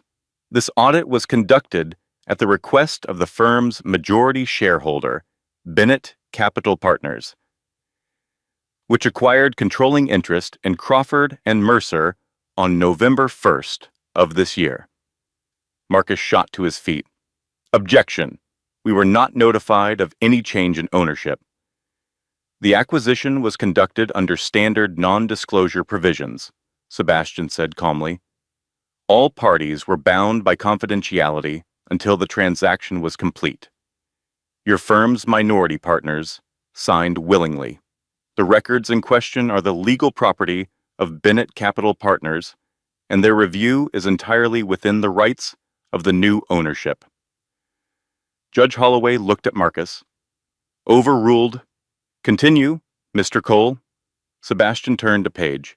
He spoke clearly, his voice pitched to carry, every word landing like a stone dropped into still water. Over the past 36 months, Mr. Crawford created and operated a shell company called Crawford Solutions, registered to a post office box in Delaware. This company was listed as an outside consulting firm on the books of multiple client accounts handled by Mr. Crawford at the firm. Each month, Crawford Solutions submitted invoices ranging from $40,000 to $60,000 for consulting services that were never performed. These invoices were approved by Mr. Crawford and paid from client funds. Dylan stood up. Those are privileged firm records. You can't... Sit down, Mr. Crawford, Judge Holloway said sharply. You'll have your opportunity to respond. Dylan sat. His face was the color of wet cement. Sebastian continued. The sole listed employee of Crawford Solutions is Brittany Voss, who has no professional degree, no consulting certification, and whose publicly listed occupation is, and I quote, lifestyle influencer. He paused to let the courtroom absorb this. Over 3 years, Mr. Crawford diverted approximately $2.3 million from client accounts through this scheme. The funds were used to finance Miss Voss's apartment, vehicle, wardrobe, personal expenses, and a vacation to the Caribbean, which Mr. Crawford told his pregnant wife was a business trip. Sebastian set down the first document and picked up a second. Additionally, the audit revealed that Mr. Crawford purchased stock in a company called TechCore Dynamics 3 days before his firm's client, Voss Industries, announced a merger with TechCore. The stock tripled in value. Mr. Crawford's profit from this single insider trade was $420,000, routed through an offshore account in the Cayman Islands. He set this document down as well. To summarize, Your Honor, while Mrs. Crawford was wearing shoes with holes in the soles, working as a waitress at 8 months pregnant to afford basic necessities, her husband was stealing millions from his own clients to finance his mistress's lifestyle and committing securities fraud. We believe these facts are relevant to the court's determination of asset division, spousal support, and the character of the respondent. The courtroom was so silent that Grace could hear the clock on the wall ticking. Judge Holloway looked at Dylan. "Mr. Crawford, do you wish to respond?" Dylan's mouth opened. Nothing came out. Marcus grabbed his arm and whispered urgently in his ear. Dylan shook his head. "We reserve our response, Your Honor," Marcus said, and his voice had lost all of its earlier confidence. Sebastian wasn't finished. "Your Honor, there is one more matter." He turned to the gallery. Margaret Crawford was sitting in the front row, her face a mask of rigid composure, though her hands were gripping her purse so tightly the leather was creasing. The respondent's mother, Margaret Crawford, has prepared a document which I believe opposing counsel intends to introduce. I would invite them to do so now. Marcus hesitated. He looked at Margaret. Margaret gave a sharp, insistent nod. Marcus reached into his file and withdrew the psychiatric evaluation. "Your Honor," Marcus said slowly, "we would like to enter into evidence a psychiatric evaluation of the petitioner conducted during her time in the foster care system, which raises questions about her fitness as a custodial parent." He handed the document to the judge. Judge Holloway reviewed it, her eyes scanning the pages.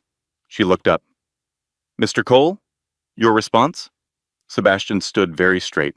He clasped his hands behind his back. This was the moment he had been waiting for. "Your Honor, the document just entered by opposing counsel is a complete fabrication." Margaret shot forward in her seat. "That is, the doctor whose signature appears on this evaluation, a Dr. Raymond Foster, does not exist. No physician by that name has ever been licensed to practice medicine in the state of New York or in any state. The institution referenced, the Greenfield Psychiatric Center in Albany, closed permanently in 1997, 4 years before the date listed on this document." Sebastian picked up a folder from his table. "Furthermore, we have obtained a sworn affidavit from the individual who created this document, a private investigator named Curtis Webb, who was retained by Margaret Crawford and paid $15,000 in cash to fabricate this evaluation. Mr. Webb has provided a full written confession detailing Mrs. Crawford's instructions, the payment, and the creation of the fictitious Dr. Foster. This affidavit was provided in exchange for limited immunity." He placed the affidavit on the judge's bench. Margaret stood up. Her face was white. "That man is lying. I never—" "Dylan, tell them I would never—" "Ma'am, sit down immediately," Judge Holloway said. Her voice could have frozen a river. Margaret didn't sit down. She turned to Dylan, her eyes wild. "Dylan, say something. Defend me." Dylan didn't look at her. He was staring at the table in front of him, at his own hands, which were trembling. "Bailiff?" Judge Holloway said. 2 court officers approached Margaret. She tried to speak again, but the judge cut her off. "Mrs. Crawford, you are being removed from this courtroom. I am referring this document to the district attorney's office for investigation of fraud, perjury, and filing false instruments in a court proceeding. These are felony charges. I strongly advise you to retain legal counsel." Margaret's mouth opened and closed. The bailiffs each took an arm. She pulled against them, trying to turn back to Dylan. Dylan, don't let them do this. I did this for you. I did everything for you." Dylan didn't move. He didn't look up. He sat at the defendant's table and listened to his mother being escorted out of the courtroom, her voice echoing off the wood panels until the heavy doors swung shut and cut it off. The courtroom was very quiet. Sebastian delivered the final blow with the precision of a surgeon. "Your Honor, one final matter. Seated in the gallery is Ms. Rachel Torres, a representative of the New York State Bar Association's Office of Attorney Ethics. Based on the evidence of embezzlement, client, fund misappropriation, and insider trading documented in our forensic audit, the Bar Association has initiated formal disbarment proceedings against Dylan Crawford. His license to practice law in the state of New York has been suspended as of 8 o'clock this morning. Marcus Hale stood up. He adjusted his tie. He looked at Dylan with an expression that was part pity and part professional self-preservation.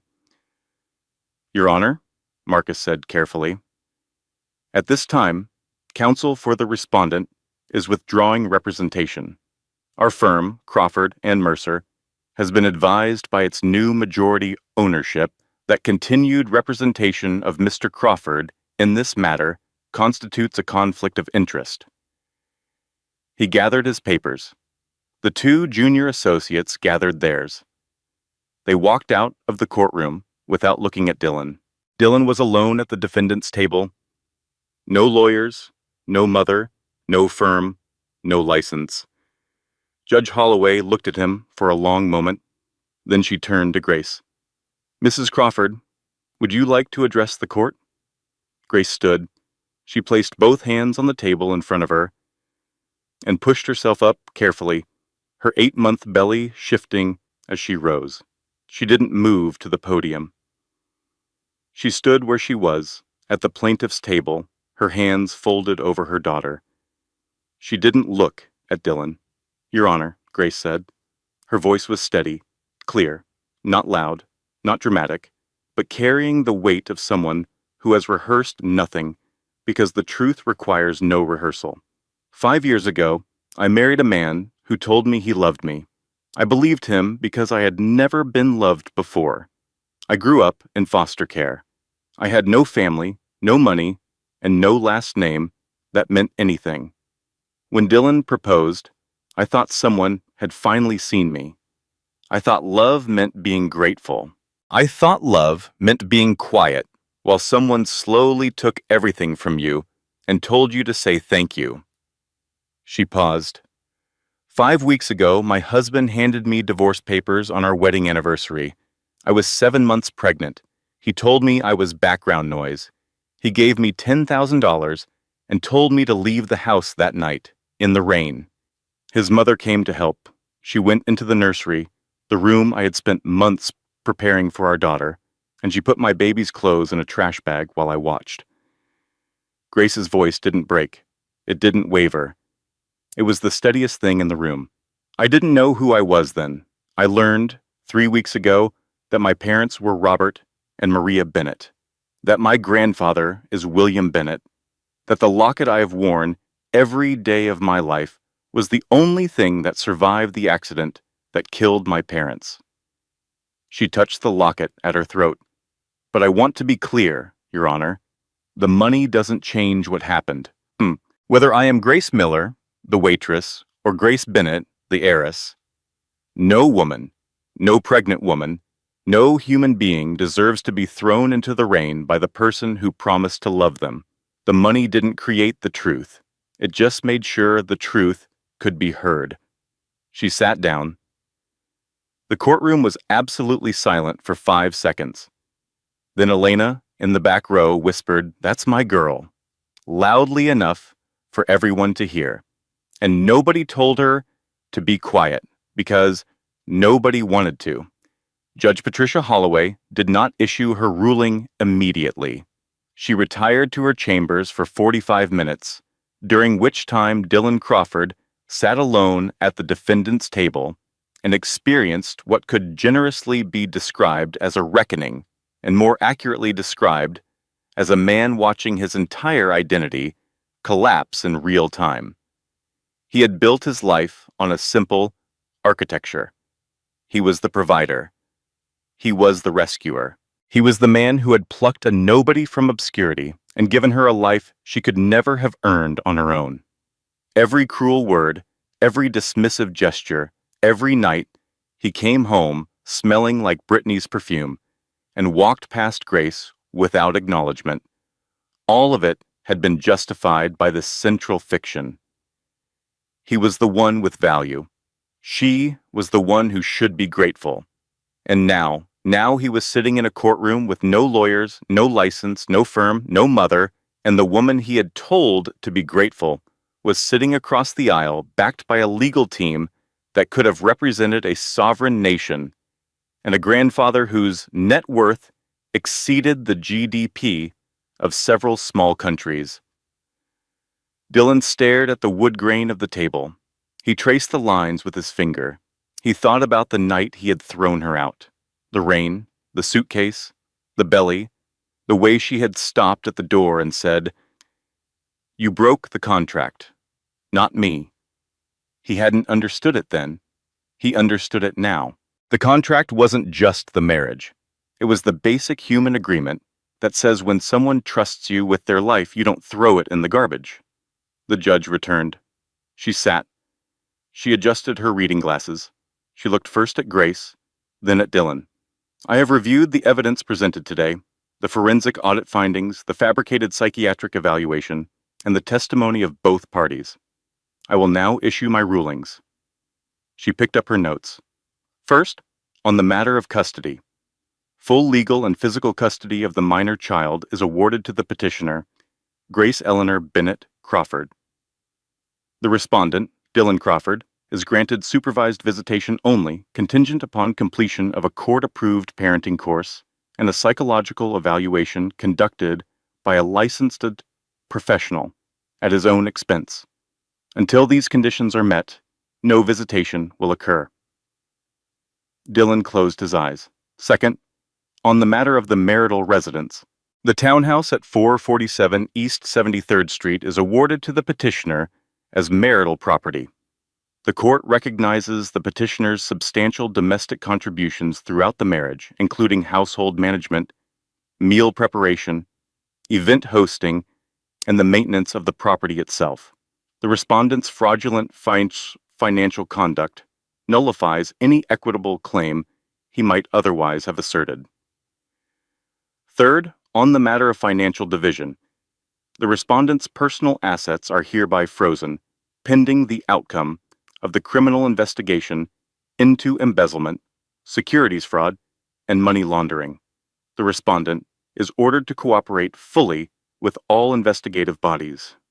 Fourth, on the matter of child support, the respondent is ordered to pay child support in the amount of $10,000 per month. Judge Holloway looked directly at Dylan. "Mr. Crawford, you offered your pregnant wife $10,000 total and called it generous. You called it a lottery ticket. I am ordering you to pay that amount every single month for the next 18 years. Perhaps that will help you understand what generosity actually means." Fifth, on the matter of Margaret Crawford, this court is referring the matter of the fabricated psychiatric evaluation to the Manhattan District Attorney's Office for investigation of fraud, perjury, conspiracy, and the filing of false instruments in a court of law. A temporary restraining order is issued immediately, barring Margaret Crawford from contacting the petitioner or the minor child. The judge set down her papers. This marriage is dissolved. Court is adjourned. The gavel came down with a sound like a door closing. Grace didn't move for a moment. She sat at the table, with her hands on her belly, feeling her daughter turn and kick, and she let the silence of the courtroom wash over her. Sebastian placed his hand briefly on her shoulder. "It's done," he said quietly. William was already on his feet. He came through the gallery gate and stood behind Grace's chair, one hand on her back.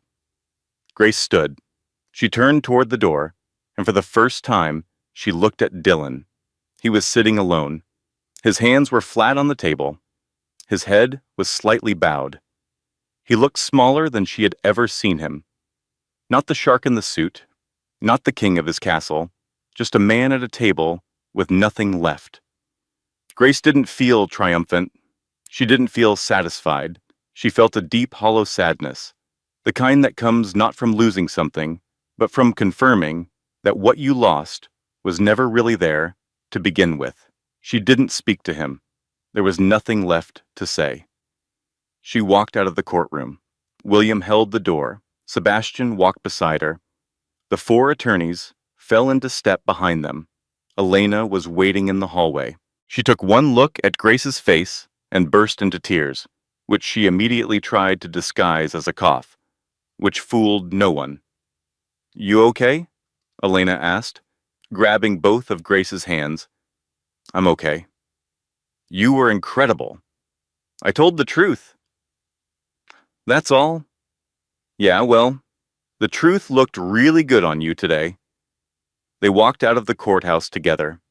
The November air was cold and sharp. It was raining, because of course it was raining, because the universe understood dramatic symmetry even if Dylan Crawford didn't. Grace stopped at the top of the courthouse steps. She looked out at the rain, the same kind of rain that had soaked her to the bone 5 weeks ago when she stood on a sidewalk with a suitcase and a check for $10,000 and the absolute certainty that she was worth nothing. She pulled the collar of her coat up around her neck. William opened an umbrella and held it over her. Ready to go home? He asked. Grace looked at him. She looked at Elena, who was trying to share an umbrella with Sebastian, who was enduring it with visible discomfort. She looked at the city, wet and gray and enormous, and hers. Yeah, Grace said. I'm ready. Behind them, inside the courthouse, Dylan Crawford sat alone in the empty courtroom. For a very long time, the bailiff came twice to tell him the room was needed for the next case. Dylan didn't hear him either time. Finally he stood. He buttoned his jacket by reflex, the way a soldier who has lost the war still salutes the flag. He picked up his briefcase, the one he carried because it made him feel important, and he walked out. He stood on the courthouse steps. The rain hit him immediately. He had no umbrella. He had no car waiting. He had no phone call to make because there was no one left to call. He stood there in his expensive suit, in the rain, on the steps of a courthouse where he had just lost everything, and he looked exactly like what Grace had looked like 5 weeks ago. Invisible, alone, disposable. He started walking. In the 7 days following the court hearing, Dylan Crawford's life didn't just fall apart. It was dismantled, piece by piece, with the mechanical precision of a building being demolished by professionals who knew exactly which walls to remove first to ensure the whole structure came down clean. Brittany left first. She was waiting for him at the townhouse when he got home from court, but not in the way she used to wait for him, draped on the sofa in something expensive, scrolling her phone, ready to be admired. She was standing in the foyer, surrounded by suitcases, wearing sunglasses, even though it was 6:30 in the evening and raining outside, which was Brittany's universal signal for I have been crying, and I don't want you to see the damage to my mascara. What's this? Dylan asked. Though the answer was obvious, Brittany pulled off her sunglasses. Her eyes were red, but they weren't sad. They were furious. Daddy called me from the car after the courthouse. His lawyers already got word about the audit. Do you know what he said, Dylan? He said you're radioactive. He said anyone associated with you is going to get dragged into a federal investigation. He's pulling the Voss Industries account from the firm. He can't pull the account. The firm isn't yours anymore, Dylan. Her family owns it. Did you not hear what happened in there today? Dylan set down his briefcase. Brittany, this is temporary. I can fix this. I've been in tight spots before. Brittany looked at him the way you look at a check engine light that has been on for 6 months and is now accompanied by smoke. You can't fix this, Dylan. You don't even understand what this is. Your license is gone. Your firm is gone. Your clients are gone. Your mother is going to be arrested. And now my father is going to sue you to protect himself. She zipped the last suitcase. I am not going down with this ship. What about us? What about the baby? You said you were... Brittany's face went blank. There is no baby, Dylan. There never was. Your mother made that up to hurt your wife, and I went along with it because it was funny at the time. She picked up her bags. I'm going to Miami. Daddy has a condo there. Don't call me. Brittany, please. I did all of this for you. I left Grace for you. I built Crawford Solutions for you. Brittany stopped at the door. She turned and looked at him with an expression that stripped away all the spray tan and the designer labels and revealed something underneath that was much older and much colder than 28. You didn't do anything for me, Dylan. You did it for yourself. You wanted a trophy, and I played the part because you were paying for it. But I don't stay with men who can't pay the bill. That was your ex-wife's specialty. Go find her. She paused. Oh, wait. She's a billionaire now. Good luck with that.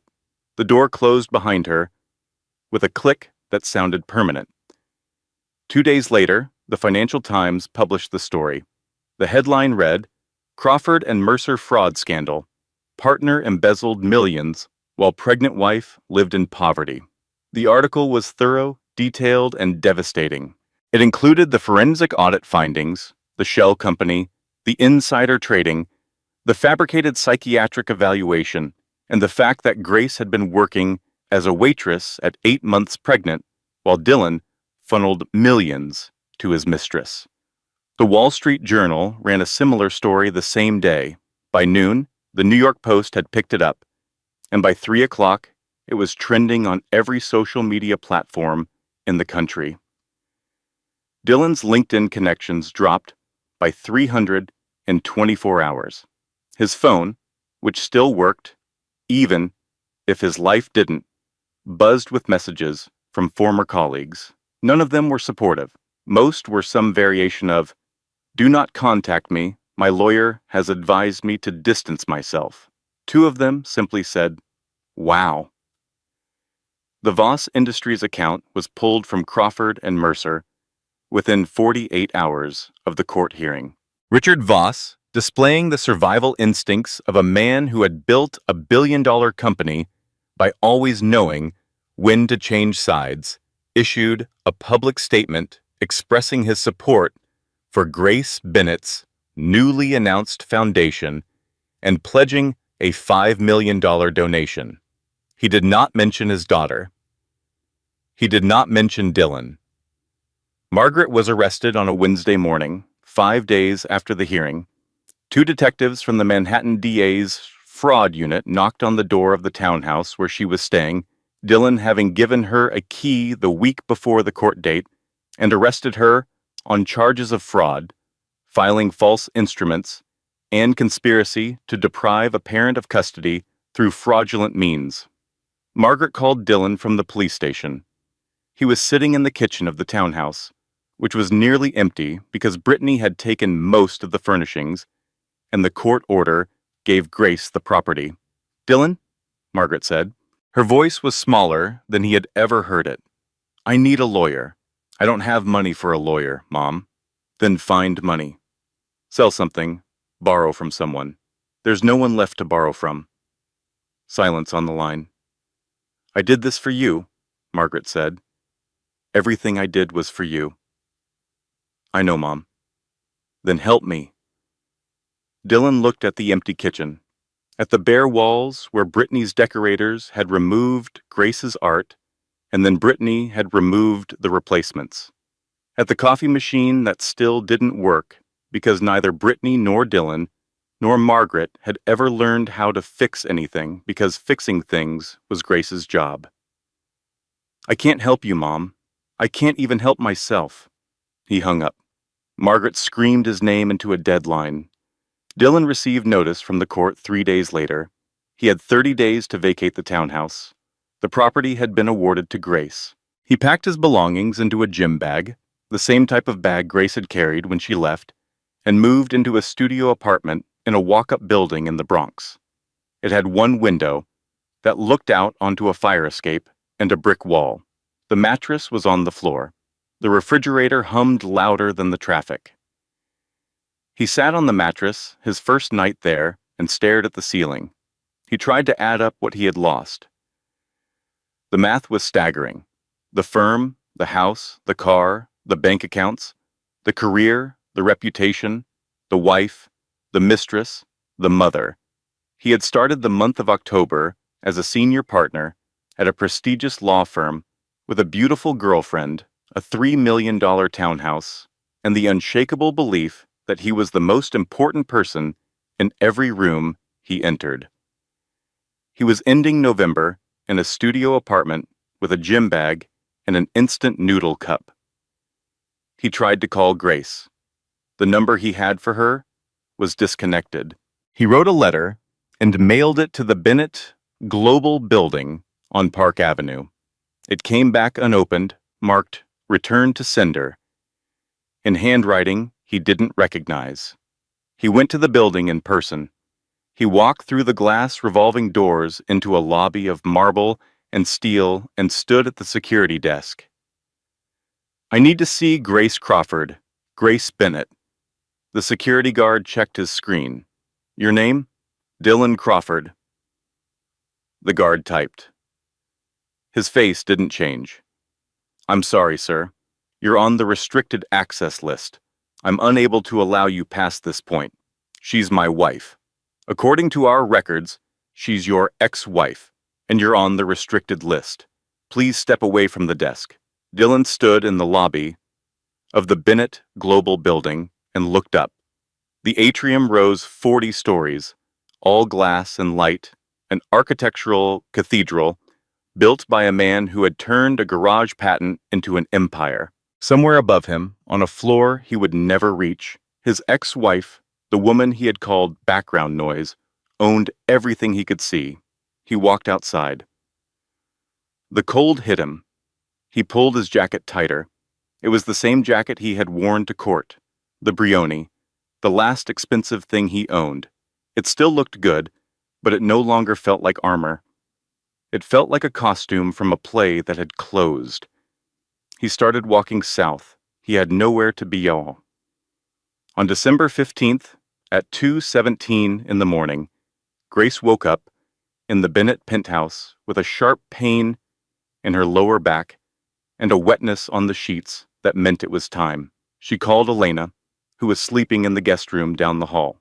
Elena appeared in the doorway in 3 seconds, fully dressed, holding car keys, wearing sneakers. She had been sleeping in her clothes for a week, just in case.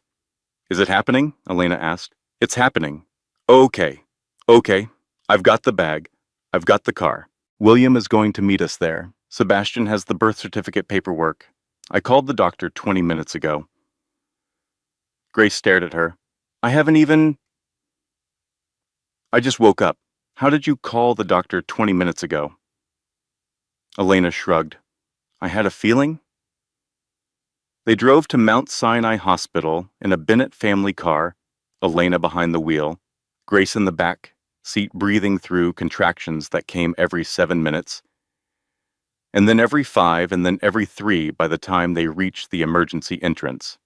William arrived 12 minutes later. He had been awake, as he had been most nights since Grace moved in, sitting in his study reading and waiting for this exact phone call. He walked into the hospital wearing a suit because William Bennett had not worn anything less formal than business casual since 1986.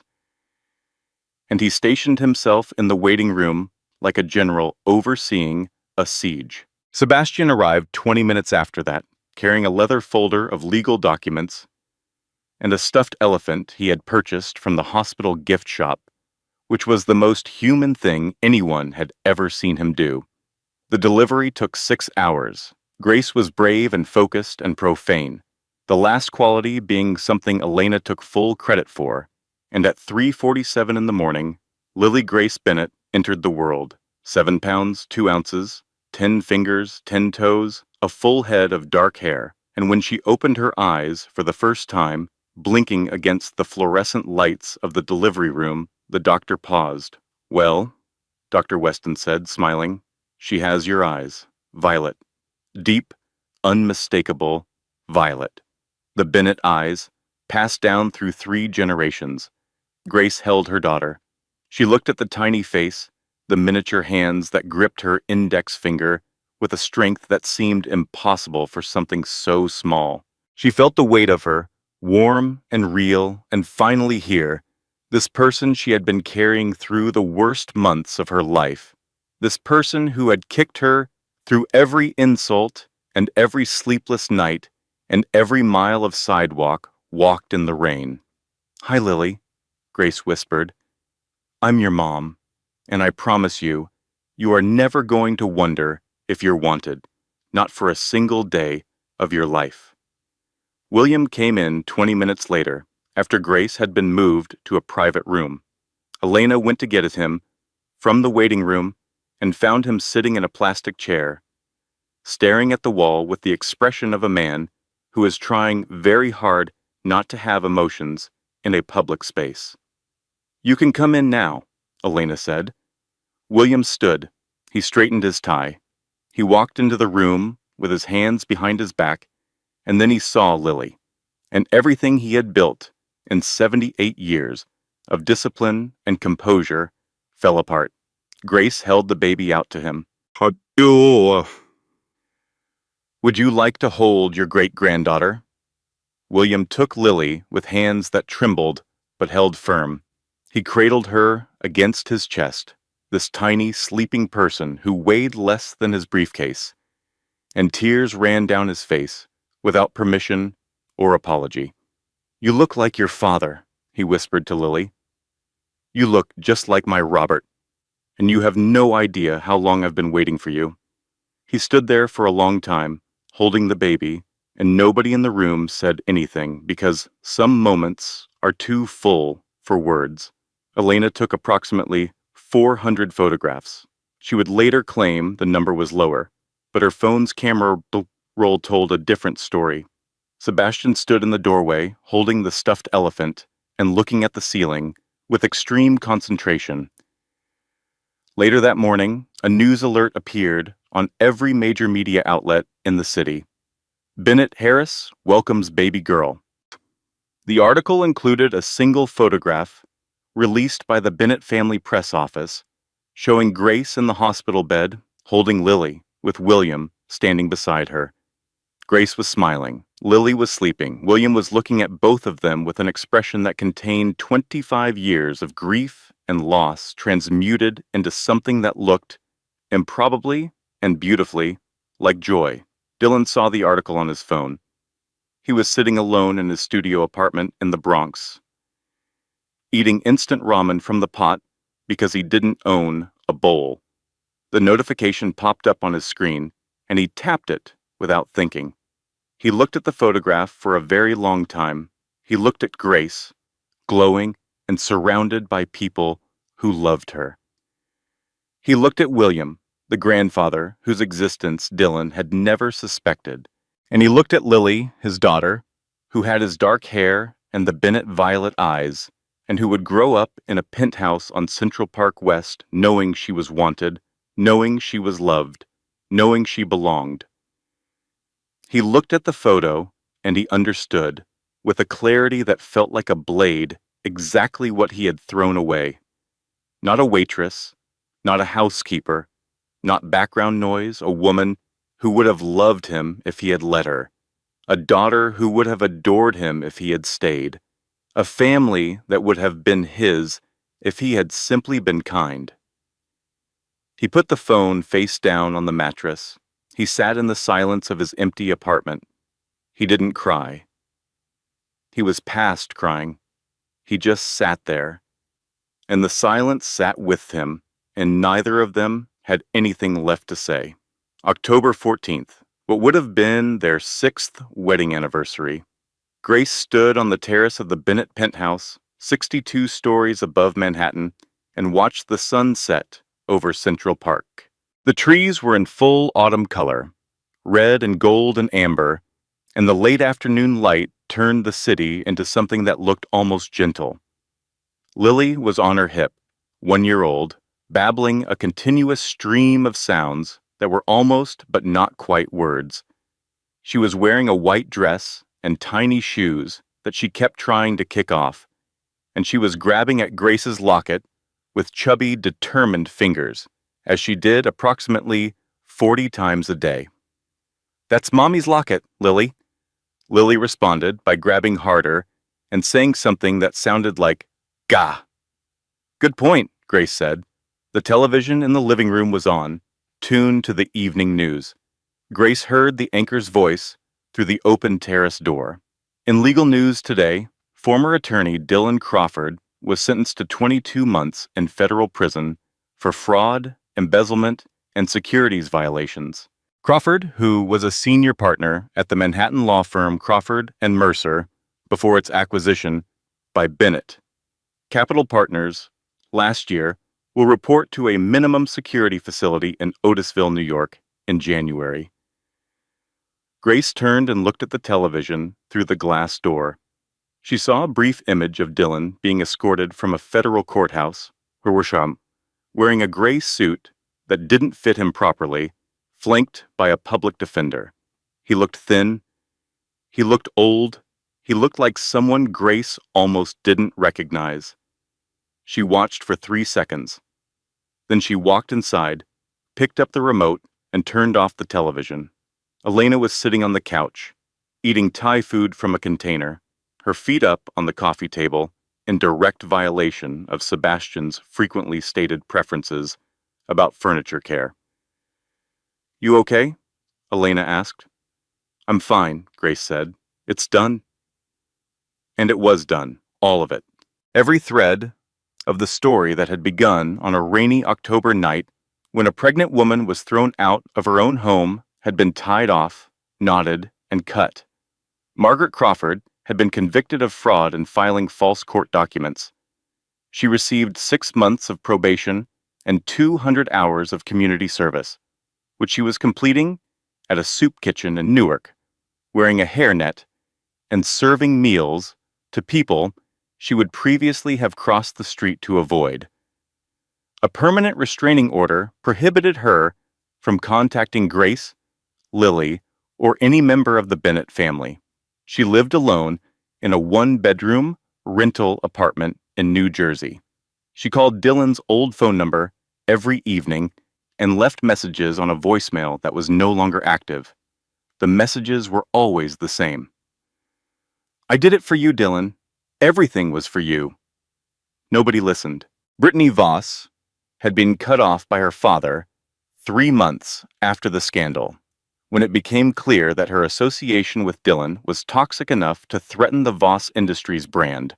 Richard Voss, with characteristic ruthlessness, had simply changed the locks on the Miami condo and stopped paying her credit card bills.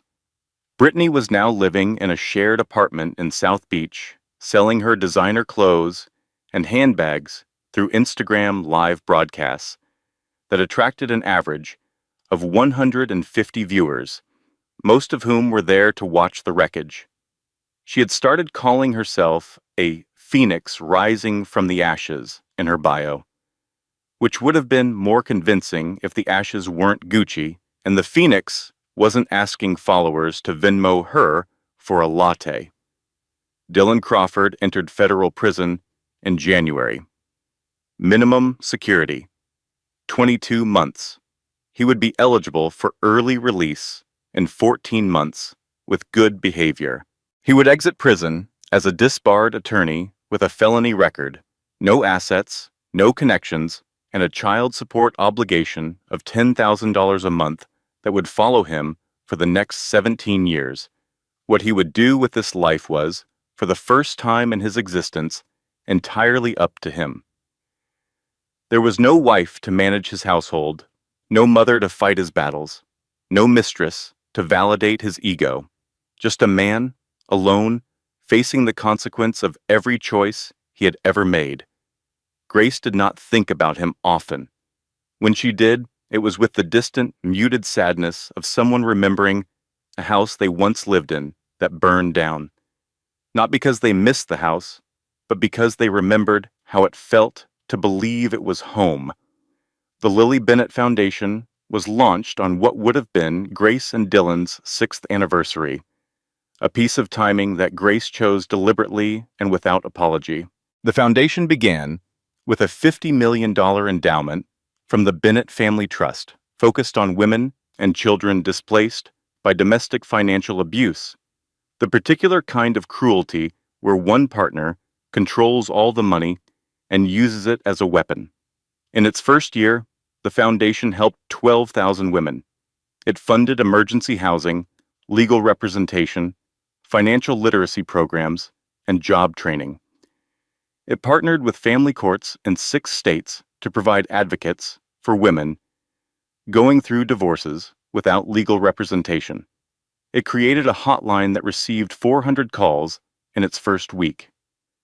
The townhouse on East 73rd Street, the house where Grace had cooked and cleaned and painted butterflies on nursery walls, was renovated and converted into a transitional home for mothers and children leaving abusive financial situations. It could house 8 families at a time. Grace had kept one detail from the original house, the butterflies in the nursery. She had them restored and preserved under glass, a reminder that something beautiful had existed in that house, even when everything else was ugly. On a Tuesday evening, in late October, Grace attended the Time magazine annual gala, where she was being honored as one of the publication's Women of the Year. She wore a simple black dress, the platinum locket, no diamonds, no tiara, no designer label visible anywhere on her body. She looked exactly like who she was, a woman who had survived something terrible and built something extraordinary from the wreckage.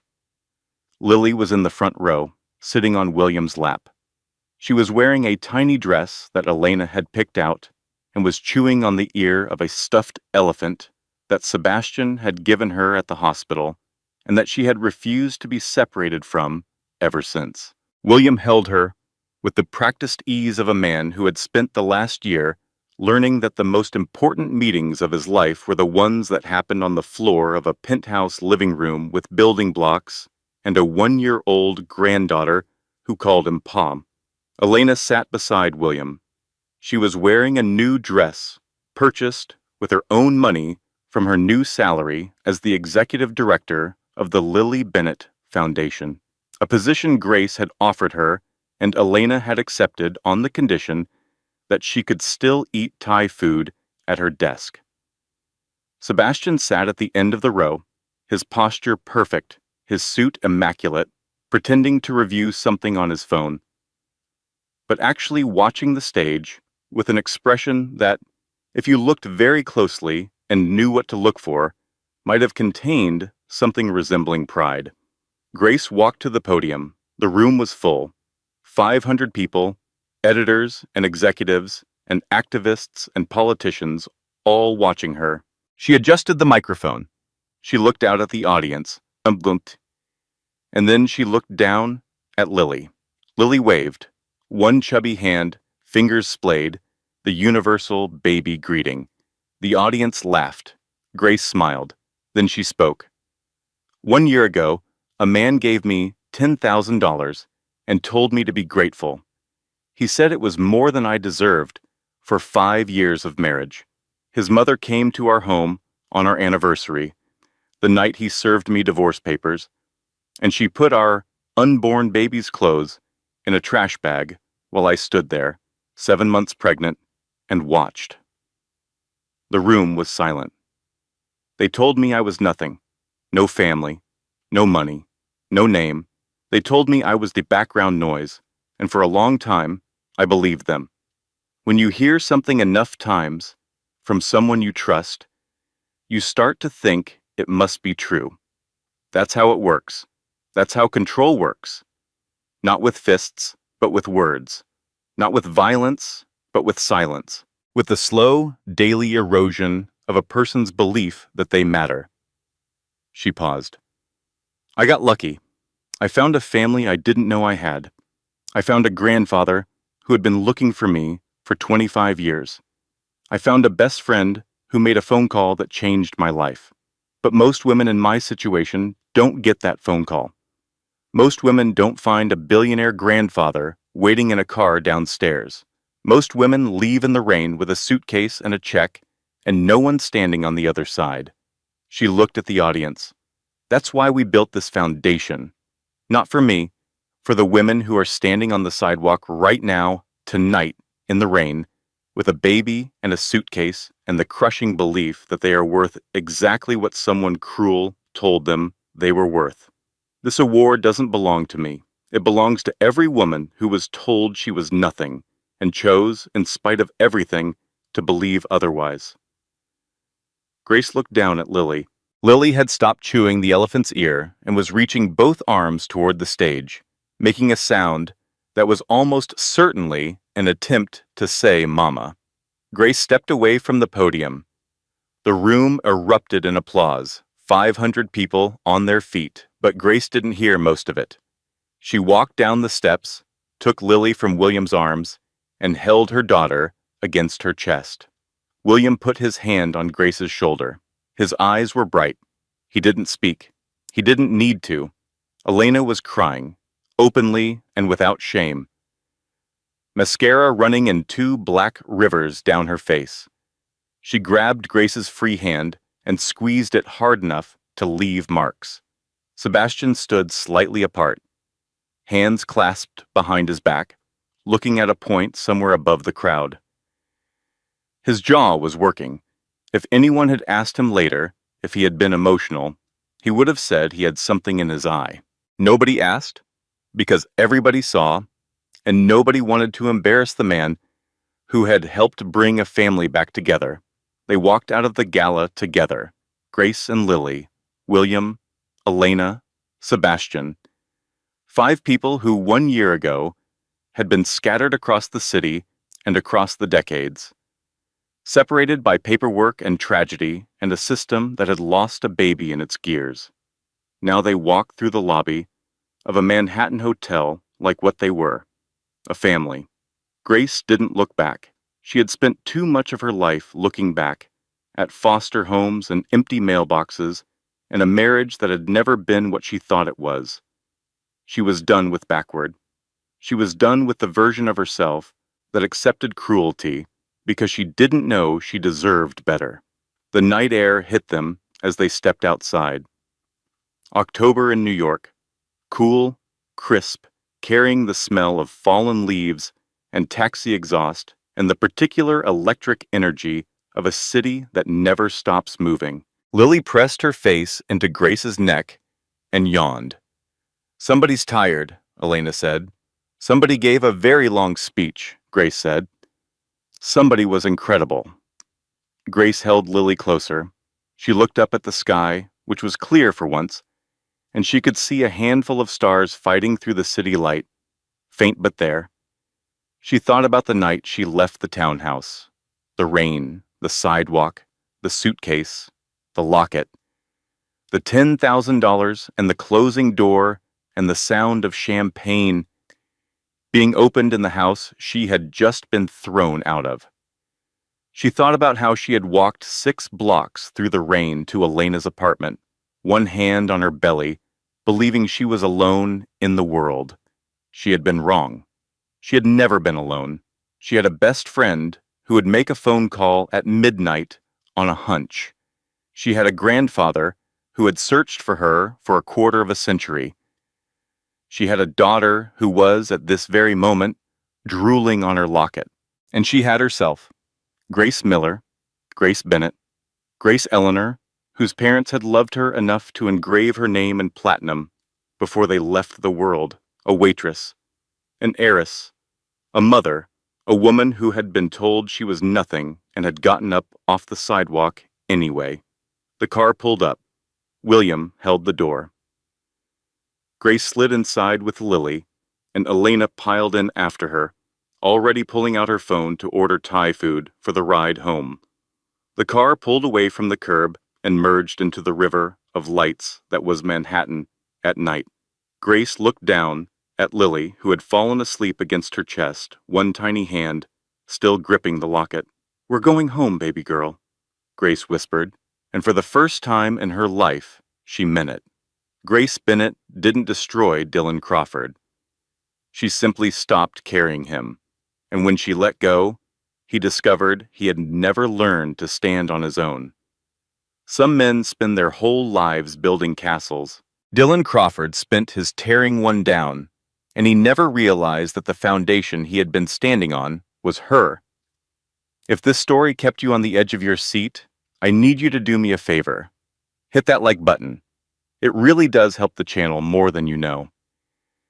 And if you want more stories about karma, redemption, and secrets that change everything, subscribe and tap that notification bell so you never miss one. Now I want to hear from you. Was Grace too kind, or did Dylan get exactly what he deserved? Drop your verdict in the comments, Team Grace or Team Mercy. I read every single one, and remember, be careful how you treat the quiet ones. They might be the ones running the world. Thank you for watching. I'll see you in the next one. This content was carefully researched, developed, and manually edited by our team to deliver meaningful stories with valuable life lessons. Every narrative is crafted to entertain, inspire, and empower our audience. We believe that great stories can change lives, and we are committed to bringing you content that matters. Thank you for being part of our community.